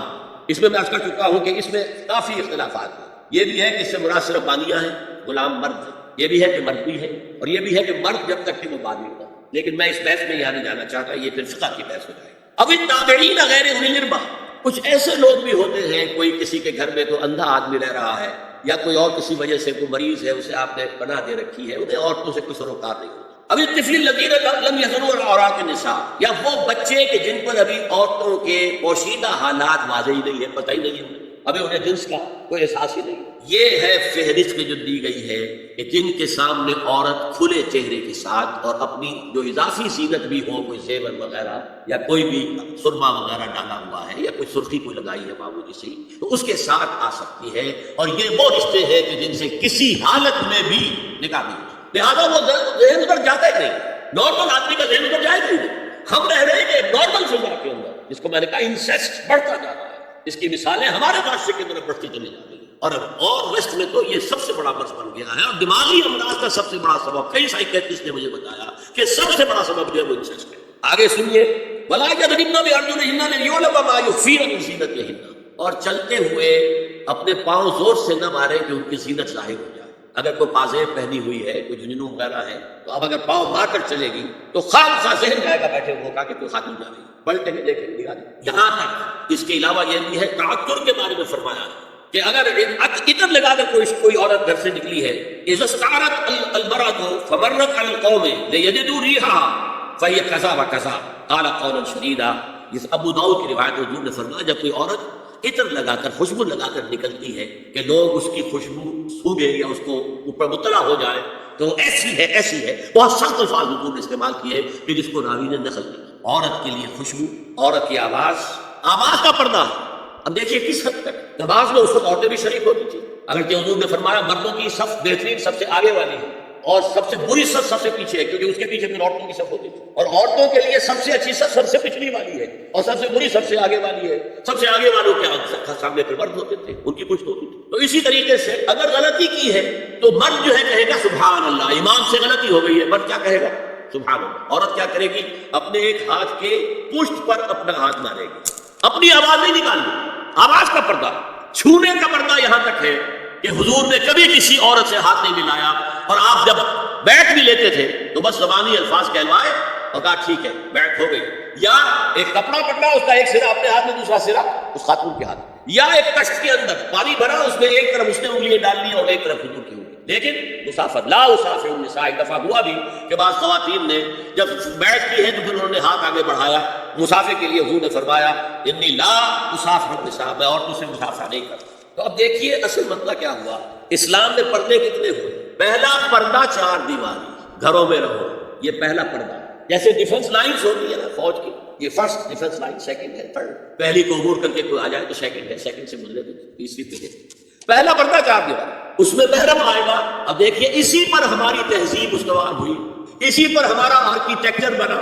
گھر ایسے بنے کہ مردانہ علیحدہ زنانہ علیحدہ. چھوٹا آدمی ہے لمبی بیٹھک علیحدہ، بیٹھک باہر سے کھلے گی اور پھر ڈیوڑی سے ہو کر پھر گھر کے اندر جائیں گے. مرد آئیں گے تو یہاں بیٹھیں گے، اندر نہیں جائیں گے. اندر تو صرف وہی جائیں گے جو محرم ہے، ابدی محرم۔ دوسرا پردہ سخت، گھر کے اندر جو محرم آ گئے ان کے سامنے چہرہ تو کھلے گا، باقی جسم کا کوئی حصہ بھائی بہن کا نہیں دیکھ سکتا، اور باپ بیٹی کا نہیں دیکھ سکتا، بیٹا ماں کا نہیں دیکھ سکتا۔ یہ سخت، عورت پوری کی پوری عورت ہے، عورت کہتی ہے چھپانے کی چیز، عورات النساء، عورتوں کی چھپی ہوئی چیزیں جن پر ظاہر نہیں ہوئی، لم یزنوا علی عورات النساء، ابھی تک ہم نے لفظ پڑھا ہے۔ تیسرا پردہ ہے چہرے کا، یہ ہے غیر محرموں سے، اور جب کہ گھر سے باہر نکلنا، اس کے لیے سورہ احزاب میں نے کہا تھا گھر سے باہر کا پردہ، چہرے کا پردہ وہ غیر محرموں سے ہے، اور گھر سے باہر نکلے گی تو غیر محرم سامنے آئے گی۔ یا ایھا النبی قل لازواجک وبناتک ونساء المؤمنین یدنین علیہن من جلابیبہن ذلک ادنی ان یعرفن فلا یؤذین وکان اللہ غفورا رحیما۔ اے نبی صلی اللہ علیہ وسلم کہہ دیجئے اپنی بیٹیوں سے اور اپنی بیویوں سے اور مسلمانوں کی خواتین سے۔ اب دیکھیے یہ سورہ احزاب ہی میں ہو رہا ہے، شروع میں یا نساء نبی سے بات کری، استیزان بھی صرف نبی کے گھر میں داخل نہ ہو حکم کے بغیر، آگے چل کر سورہ احزاب ہی میں عام بھی کر دیا، قل لازواجک وبناتک ونساء المؤمنین، کہہ دیجئے اپنی بیویوں سے، اپنی بیٹیوں سے اور اہل ایمان کی خواتین سے، یدنین علیہن من جلابیبہن، کہ وہ اپنے چہروں کے اوپر اپنی جلباب کو لٹکا لیا کرے، چہرہ چھپ جائے۔ اب اس کی تفسیر میں چاہتا ہوں کہ آپ کو جو مختلف مفسرین نے کی ہے وہ آپ کے سامنے میں رکھوں۔ حضرت عبداللہ ابن عباس نے اس آیت کی جو وضاحت فرمائی ہے اسے حافظ ابن کثیر نے اپنی تفسیر میں اس طرح نقل کیا ہے، اللہ نے مسلمان عورتوں کو حکم دیا ہے کہ جب وہ کسی کام کے لیے گھروں سے نکلے تو اپنی چادروں کے پلو اوپر سے ڈال کر اپنا منہ چھپا لے اور صرف ایک آنکھ کھلی رکھے، دونوں آنکھیں بھی غلط۔ ہمارے ہاں برقع کیوں غلط؟ دیکھیے چادر میں عورت لپٹی ہوگی، اس کا ہاتھ جو ہے اس چادر کو سنبھالنے میں آکوپائی ہو جائے گا۔ کسی بچے کو ڈاکٹر کے ہاں لے کے جانا ہے، ایک گود میں بچے کو دینا ہے، ایک گود کے اندر جو ہے ایک ہاتھ میں بوتل لینی ہے دوا کے لیے، تو کیسے کرے؟ برقع ضرورت کی ایجاد ہے جو ہوا، اور اس کے آگے آپ کو معلوم ہے پچھلے برقعوں میں جالیاں لگی ہوتی تھی کہ نگاہوں سے بھی براہ راست سامنا نہ ہو، اس اعتبار سے وہ جاری ہوتی تھی، اور اب بھی ضرورت اس بات کی ہے ایک آنکھ۔ اور یہ میں نے اپنی آنکھوں سے دیکھا، انقلاب ایران کے بعد جو حاجی آئے ایران سے، ان کو جو میں نے دیکھا اس طرح چادر میں ملبوس عورتیں ہوتی تھی، لمبی سی چادر، ایک ہاتھ سے اس کو اس طرح پکڑا ہوا ہے اور صرف ایک آنکھ کھلی ہے دوسری نہیں۔ اور سن لیجیے ابن جریر اور ابن منذر کی روایت ہے کہ محمد بن سیرین یہ تابعی ہے نے حضرت عبیدہ السلمانی یہ صحابی ہے سے اس آیت کا مطلب پوچھا، انہوں نے جواب میں کچھ کہنے کی بجائے اپنی چادر کو اس طرح اوڑھا کہ پورا سر اور پیشانی اور پورا منہ ڈھانپ کر صرف ایک آنکھ کھلی رکھی۔ میں نے شروع میں کہا تھا ہمارے نزدیک اسلام دین ہے، صرف مطلب نہیں، اسلام قرآن اور سنت دونوں پر مبنی ہے، صرف قرآن پر نہیں، اور قرآن میں تعویل خاص کے بعد تعویل عام ہے، الاعتبار بعموم اللفظ لا لخصوص سبب۔ اور سنیے ابو بکر بن عبداللہ ابن عربی نے یدنین علیہن من جلابیبہن کا مفہوم من الفاظ میں بیان کیا ہے، تغطی بہ وجہہا حتی لا یظہر منہا الا عینہا الیسریٰ، کہ عورت اپنی چادر کو پورے وجود پر ڈھانپ لے اور اس طرح چہرے کو بھی ڈھانپے کہ صرف بائیں آنکھ کھلی رہے۔ علامہ حمید الدین فراہی کو نظم قرآن کے فہم میں خصوصی مقام حاصل تھا، انہوں نے حجاب کے بارے میں اپنے ایک مکتوب میں ہاتھ اور چہرہ کھلا رکھنے کو جائز قرار دینے کے موقف کے بارے میں لکھا ہے کہ میری رائے میں نظم قرآن پر توجہ نہ کرنے سے یہ غلط فہمی پیدا ہوئی ہے۔ وہی بات کہ سورہ احزاب میں گھر سے باہر کا پردہ ہے اور سورہ نور میں گھر کے اندر کا پردہ ہے۔ بہرحال الحق احق بان یتبع، حق جو ہے وہ اس کا زیادہ حقدار ہے کہ اس کی پیروی کی جائے۔ میں اس مسئلے پر مطمئن ہوں اور میرے نزدیک اجنبی سے پورا پردہ کرنا واجب ہے، اور قرآن نے یہی حجاب واجب کیا ہے جو شرفاء میں مروج ہے، بلکہ اس سے بھی قدر زائد ہے۔ مولانا فراہی کا یہ مکتوب ماہنامہ حیات نو ملیریا گنج انڈیا کے اکتوبر سن 92 کی شماری میں شائع ہوا۔ یہ ہے علماء کی رائے، یدنین علیہن من جلابیبہن، یہ کر کے دکھا دے چلو، اس طریقے سے چادر اوڑھ لیا جائے کہ صرف ایک آنکھ کھلی رہے۔ اسی میں ایک اضافہ کیجیے اس بات کا کہ حضور نے کئی حضرات سے یہ کہا، کہیں ہم رشتہ کر رہے تھے کہ آپ نے ایک نظر دیکھ لیا ہے۔ اب اگر یہ ایک نظر دیکھنا اس کی اتنی اہمیت ہے تو اس کا کیا مطلب ہے؟ اگر تو صورتحال یہ ہوتی کہ ہر وقت چہرہ کھلا ہے، آ رہے ہیں جا رہے ہیں، ایک نظر دیکھنے کی کیا ضرورت ہے؟ وہ تو دیکھا دکھایا ہے۔ زمانہ آیا ہے بے حجابی کا عام دیدار یار ہوگا، ثبوت تھا پردہ دار جس کا وہ راز اب آشکار ہوگا، تو ظاہر بات ہے وہ پردہ ہو گیا تھا، تبھی تو تھا کہ ایک نظر دیکھ لو۔ آپ نے پوچھا ایک صحابی سے کہ رشتہ کہاں کیا؟ وہاں کیا ہے، تم نے ایک نظر دیکھ لیا ہے؟ اس خاندان کی آنکھوں میں کچھ نقص ہوتا ہے، دیکھ لو، بس ایک نظر دیکھنا اس کی اجازت۔ تو یہ اجازت ہونا اس کا خود ثبوت ہے کہ عام حالات میں عورت جو ہے وہ دکھائی نہیں دیتی تھی، بلکہ وہ پردے میں رہتی تھی۔ مسلمان جدید تعلیم یافتہ دانشوروں کی منافقت وہ کہتے ہیں یہ پردہ وردہ سب مولویوں کی ایجاد ہے. کبھی کہہ دیتے ہیں یہ تو ہندوستان میں راجپوتوں کا پردہ ہوتا تھا، کوئی مسلمانوں نے یہاں یہ پردہ ایجاد کیا. میں نے دیکھا ہے عرب کی بدبو خواتین کو مکے سے مدینے جانے ہوئے نظر آتی ہے. ایک خاتون اونٹ کی پوری قطار لے کر جا رہی ہے، ہاتھ میں لاٹھی ہے، پورا مکمل پردہ، چہرہ چھپا ہوا، آنکھوں کے اوپر بھی تو انہوں نے وہ حجاب سا بنایا ہوتا ہے خاص چھجا سا، اور ہاتھوں میں دستانے، پاؤں میں جرابے. یہ کون سے راجپوتوں کا پردہ؟ سعودی وہ عرب کی جو ہے ریگستانوں میں پہنچ گیا. بدو جب آتے ہیں اپنی عورتوں کو اسی ہاتھ میں لے کر آتے ہیں، اور ان کا یہ ہے کہ وہ احرام کا معاملہ بھی یہ ہے کہ یہاں چھجا بنا کر آگے چادر لٹکا لیتے ہیں، صرف چہرے سے مس نہ کریں بس. اور وہ پھر اپنی خواتین کو جو طواف کراتے ہیں تو ان کے گرد گھیرا ڈال لیتے ہیں ہاتھ سے ہاتھ پکڑ کر، تاکہ کسی اور کے ساتھ ان کا نہ کندھا لگے اور نہ کوئی اور جسم کا حصہ بس. یہ پردہ وہاں کہاں سے آ گیا؟ سر سید کا واقعہ تو میں آپ کو بتا چکا ہوں. اب ذرا علامہ اقبال، میں منافقت اس لیے کہہ رہا ہوں کہ ایک طرف ہمارا جدید دانشور طبقہ، مولوی ملاٹے دیوبندی ہو، فلاں ہو، یہ ہو وہ ہو، یہ دقیانوسی ہے، اصل میں تو سر سید احمد خان، اور پھر علامہ اقبال کا حال کیا ہے وہ سن لیجیے آپ. انگریز سرکار لارڈ ولنگٹن کے زمانے میں علامہ اقبال کو اپنا گورنر بنا کر جنوبی افریقہ بھیجنا چاہتی تھی. من جملہ دیگر شرائط کے ایک شرط یہ بھی تھی کہ تمام سرکاری تقریبات میں بیگم اقبال ان کے ہمراہ ہوگی. علامہ اقبال نے یہ کہہ کر اس پیشکش کو ٹھکرا دیا، بے شک میں گناہ گار مسلمان ہوں اور اعمال کے اعتبار سے مجھ سے بہت سی کوتاہیاں سرزد ہوتی ہیں، تاہم میں اتنا بے غیرت نہیں ہوں کہ محض ایک سرکاری عہدے کی خاطر اپنی بیوی کو بے پردہ کروں. یہ مولانا مودودی کے ایک مضمون سے ہے جو کہ نامہ بدول میں چھپا تھا اپریل 72. ایک مرتبہ علامہ مرحوم کسی مغربی ملک میں بصورت وفد گئے.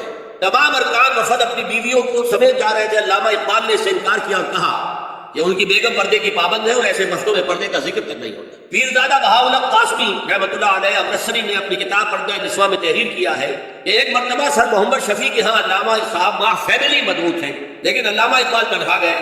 سر شفیع نے پوچھا بیگم صاحبہ کو کیوں نہیں لائے؟ آپ نے فرمایا کہ وہ پردے کی پابند ہے. سر شفیع نے کہا یا زنانے میں قیام کر سکتی ہیں؟ علامہ صاحب نے جواب دیا بے پردہ گھروں کے زنانے بھی ایسے ہی ہوتے ہیں. یہ معاملات ہے. ایک طرف اقبال کو مفکر پاکستان اور کیا کیا خطابات ہیں، اور ان کو ہر داڑھی نہ رکھنے میں تو وہ اسوہ اقبال کا ہے، لیکن پردے کے ضمن میں اقبال کا اسوہ نہیں. یہ ہے اصل میں منافقت ہے ہمارے.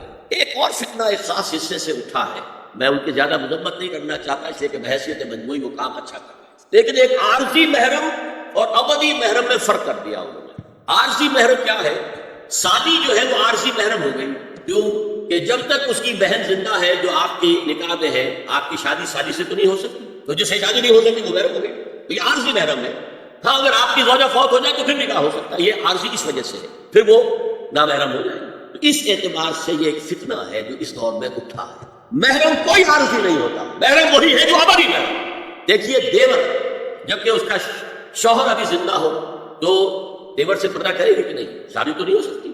ہاں بھائی مر جائے تو شادی ہو سکتی، اس کو انہوں نے کہہ دیا یہ عارضی محرم. اسی طریقے سے بھابھی جبکہ بھائی ابھی زندہ ہے پردہ نہیں تو شادی نہیں ہو سکتی، بھائی فوت ہو جائے شادی ہو سکتی، عارضی ہو. یہ بالکل غلط ہے، بہت بڑا فتنہ ہے. محرم وہی ہے کہ جو ابدی محرم ہے، محرم کہ اس پر حرام ہے اس میں نکاح ہونا ہر حالت کے اندر. اور جہاں تک یہ رشتے ہیں باریک، سالی اور دیور، اس کے بارے میں تو حضور سے پوچھا گیا دیور کے بارے میں تو آپ نے فرمایا الحم و موت، دیور تو موت ہے. اب آپ سوچئے ہمارے ہاں تو پردہ ہے دیوروں سے، تو پردہ ہے سالیوں سے، تو پردہ ہے نندونیوں سے. الحم و موت، موت کیوں؟ کہ دیور ہندی کا لفظ ہے. دیور کے معنی تو تصور یہ تھا کہ یہ دوسرا شوہر ہے، ور ہے، دیور دوسرا شوہر. حضور نے فرمایا الحم و موت، دیور تو موت ہے، موت کے درجے. ایک اور بات نوٹ کیجئے، ایک خیال کیا ہے ظاہر اور اس میں افسوس ہے کہ بعض لوگ جو پردے کے بڑے حامی ہیں، بڑے شدید حامی ہیں، ایک صاحب وہ بھی ہے کہ جنہوں نے ایک بہت بڑی کتاب پردے پر لکھی اور بڑی عظیم کتاب تھی، ایک دوسرے بھی ہے جنہوں نے چھوٹی لکھی لیکن اچھی کتاب. لیکن یہ دونوں ایک جگہ آ کر بات کھا گئے کہ یہ جو قریبی رشتہ دار ہیں ان کے ساتھ اتنی سختی نہیں ہوئی. حالانکہ فلسفہ سمجھ لیجیے اچھی طرح، جو قریبی رشتہ دار ہوں گے کزنس ہیں. اب کزنس کا عیسائیوں کے ہاں شادی نہیں ہو سکتی. کزنس جو ہے جیسے سگے بھائی سے شادی نہیں ہو سکتی، کزنس سے بھی نہیں ہو سکتی، ان کا تو معاملہ ہو جائے. ہمارے ہاں تو شادی ہو سکتی، چچا زاد ہو، مامو زاد ہو، خالہ زاد ہو، شادی ہو سکتی. اس اعتبار سے جن سے جتنا زیادہ ربط کا معاملہ ہے اتنا ہی ریلیشن زیادہ ہے. ایک عورت نے کسی کو راستے چلتے ہوئے ایک مرد کو دیکھا، فرض کیجیے کہ اس کی نگاہ کے اندر کوئی وہ خوب گیت گیا کسی وجہ سے، مردانہ وجاہت سے اچھی لگی، پھر تو اس سے ملنا ہے نہیں دیکھنا ہے، وہ تو راستے کا معاملہ تھا، آیا گیا ختم ہو جائے. جو گھر میں آ جا رہے ہیں ان سے تو زیادہ پردے کی ضرورت ہے، کانٹیکٹ کے مواقع زیادہ ہے. آپ سنی ہوگی بڑھتی چلی جائے گی کون کی وجہ سے. اچھا اسی میں ایک بات دیکھیے, کچھ لوگ کہتے ہیں اچھا جی تو پھر مردوں کا بھی پردہ ہونا چاہیے. نہیں, عورت کا مرد کو دیکھنا کچھ اور ہے, مرد کا عورت کو دیکھنا کچھ. مرد کی فطرت میں گریز اور اقدام ہے, آگے بڑھ کر کچھ ہے حاصل کرنا. عورت کی فطرت میں بلکہ اس کا حسن اس میں ہے, گریز پیچھے ہے. لہذا پردہ عورت کے لیے مرد کے لیے نہیں. لیکن اگر کسی مرد سے رابطے کا معاملہ زیادہ ہونے کا امکان ہو تو نابینا سے بھی پردہ. وہ میں آپ کو حضرت ام سلمہ اور حضرت میمونہ نبی صلی اللہ علیہ وسلم کے پاس بیٹھی تھی, اتنے میں حضرت ابن ام مکتوم آ گئے. نبی صلی اللہ علیہ وسلم نے ان دونوں سے فرمایا احتجاب ہو ان سے پردہ کرو. ازواج نے عرض کیا یا رسول اللہ الیس اعمی لا یبصرنا ولا یعرفنا, حضور کیا یہ اندھے نہیں ہیں, یہ نہ ہمیں دیکھ رہے ہیں نہ ہمیں پہچانتے ہیں. فرمایا افعمایان انتما, کیا تم دونوں بھی اندھی ہو؟ الا تبصران ہی, کیا تم نہیں دیکھ رہی ان کو؟ حضرت ام سلمہ تصریح کرتی ہیں ذالک بعد ان امر بالحجاب, یہ جب حجاب کا حکم آ گیا تھا تب حضور نے پھر یہ حکم دیا. اس کی وجہ کیا تھی؟ حضرت عبداللہ ابن مکتوم کا گھر میں آنا جانا تھا, تو اگر چلتے ہیں لیکن یہ کہ یہ بار بار کا آنا جانا, اس سے فتنے کا ایک دروازہ کھل سکتا, اس دروازے کو بند کر دیا گیا. حضرت عائشہ کے پاس ایک نابینا آیا تو انہوں نے اسے پردہ کیا. کہا گیا کہ آپ اس سے پردہ کیوں کرتی ہیں, یہ تو آپ کو نہیں دیکھ سکتا. جواب میں حضرت ام المؤمنین نے فرمایا لاکنی انظر الیہ, میں تو اسے دیکھ رہی ہوں نا. عورت مرد کو دیکھے, البتہ یہ کہ عام حالات میں آپ انداز میں چل رہے ہیں, عورت جا رہی ہے, کوئی وقت باہر نکلنا پڑا ہے, تو اس حالت میں اگر وہ مرد کو دیکھتی ہے تو اس میں در حقیقت وہ فتنہ نہیں ہے کہ جو گھر میں آنے جانے والے, تو جو یہ کزنز ہیں, جو قریبی رشتے دار ہیں, جن کا آنا جانا جاتا ہے, ان سے زیادہ سخت پردہ ہونا چاہیے بنسبت اجنبیوں کے. اجنبیوں سے آج اگر کوئی دیکھ بھال ہوئی ہے تو اس کے بعد پتہ پھر کبھی دیکھے کبھی کہ نہیں دیکھے گی کہ نہیں. اب ایک آخری مسئلہ ہے, دو حدیثیں ایسی ہیں جو میری گفتگو کے خلاف جاتی, اور میں دیانت کا تقاضا سمجھتا ہوں کہ وہ بھی آپ کے سامنے بیان کروں. حضور کے بارے میں یہ معلوم ہے کہ دو خواتین جو ویسے نامحرم تھیں وہ ان کے سامنے آتی رہیں اور آپ ان سے ملتے رہے. ایک آپ کی سالی حضرت اسماء, حضرت عائشہ کی بہن رضی اللہ تعالی عنہا, اور ایک آپ کی چچا زاد بہن حضرت علی کی بڑی ہمشیرہ حضرت ام ہانی. یہ میں حدیث آپ کو سنا رہا ہوں. بکثرت احادیث سے ثابت ہے کہ حضرت اسماء بنت ابی بکر آپ کے سامنے ہوتی تھی, اور آخر وقت تک آپ کو ان کے درمیان چہرے اور ہاتھوں کی حد تک کوئی پردہ نہ تھا. حجۃ الوداع نبی صلی اللہ علیہ وسلم کی وفات سے چند مہینے پہلے کا واقعہ ہے, اور اس وقت تک بھی یہی حالت قائم رہی. یہ ابو داؤد کتاب الحج.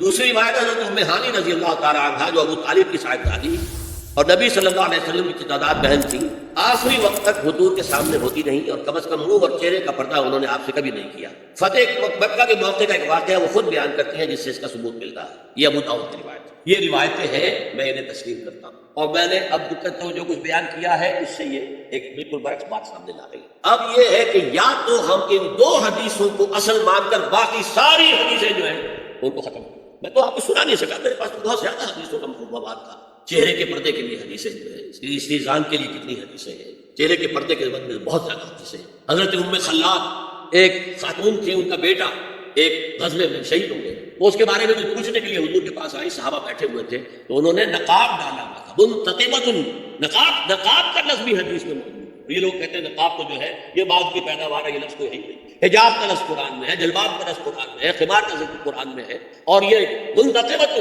نقاب ڈالی. لوگوں نے کہا عجیب عورت ہے یہ, اس کا بچہ شہید ہو گیا ہے, مطلب یہ کہ سخت صدمے کی کیفیت ہے, اور اس وقت بھی اس نے نقاب ڈالی ہوئی ہے. تو انہوں نے جواب دیا ان ارضو ابنی لا ارضو حیائی, میں نے بیٹا کھویا ہے, اپنی حیا نہیں کھوئی ہے. یہ ہے ہماری تہذیب, کیا ہمارا تمدن, اسی پر ہمارے گھر بنتے تھے. یہ تو مغربی تہذیب نے آ کر ہمارے گھر بنایا, آگے سے کھولا پیچھے سے کھولا ہی. ہمارے گھر چار دیواری, آج چار دیواری ہے, چار دیواری کے اندر چاروں طرف کنسٹرکشن, درمیان میں سے دور سے کہیں کوئی نگاہ پڑ سکتی تو پڑ سکتی, آس پاس سے نہیں. اور ڈیوڑی اور مردانہ علیحدہ, کم سے کم بیٹھک تو علیحدہ ہو, ورنہ یہ کہ مردانہ پورا ان کے لیے کوئی غسل خانہ وغیرہ بھی. یہ ہماری تہذیب تھی. اسپین کا آرکیٹیکچر پوری دنیا میں مشہور ہے, اور وہ یہی تھا, مورش آرکیٹیکچر, اس کو مورس کہتے تھے, وہ عربوں یہی تھا. مرد گھر اس طرح کے بنتے تھے. تو اس پر یہی ہے کہ یا تو ان دو حدیثوں کی بنا پر قرآن مجید, اس کی حکمت اور بے شمار حدیثوں کو ہم رد کر دیں یا ان کی تعویل کریں, یا یہ ہے کہ ان دو کی تعویل کریں.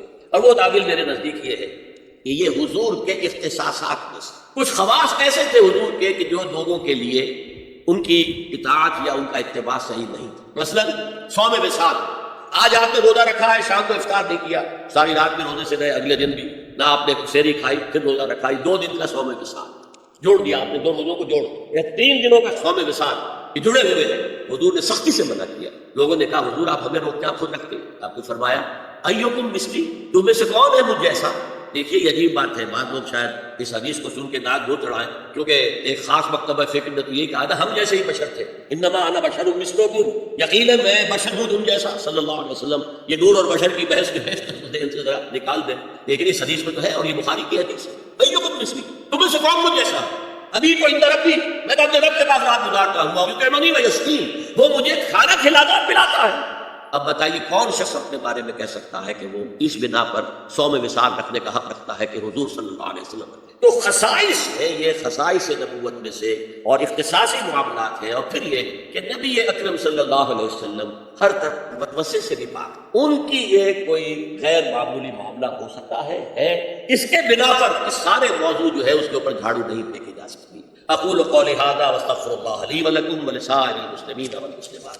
سبحانك اللهم وبحمدك نشهد ان لا اله الا انت نستغفرك ونتوب اليك اللهم ربنا نبر قلوبنا بالايمان واشرح صدورنا للاسلام اللهم وفقنا لما تحب وترضى اللهم وفقنا لما تحب وترضى اللهم تقبل منا فانك خير المتقبلين اللهم تقبل منا فانك خير المتقبلين اللهم اجعلنا مسلمين لك اللهم اجعلنا مسلمين لك اللهم اجعلنا مسلمين لك ونبر قلوبنا بالايمان واشرح صدورنا للاسلام اللهم اغفر لنا ولآبائنا ولأمهاتنا ولجميع المؤمنين والمؤمنات والمسلمين والمسلمات الأحياء منهم والأموات إنك سميع مجيب الدعوات اللهم اشف مرضانا اللهم اشف مرضانا اللهم اشف مرضانا وصلى الله تعالى على خير خلقه محمد وبارك وسلم تسليما كثيرا كثيرا آمين۔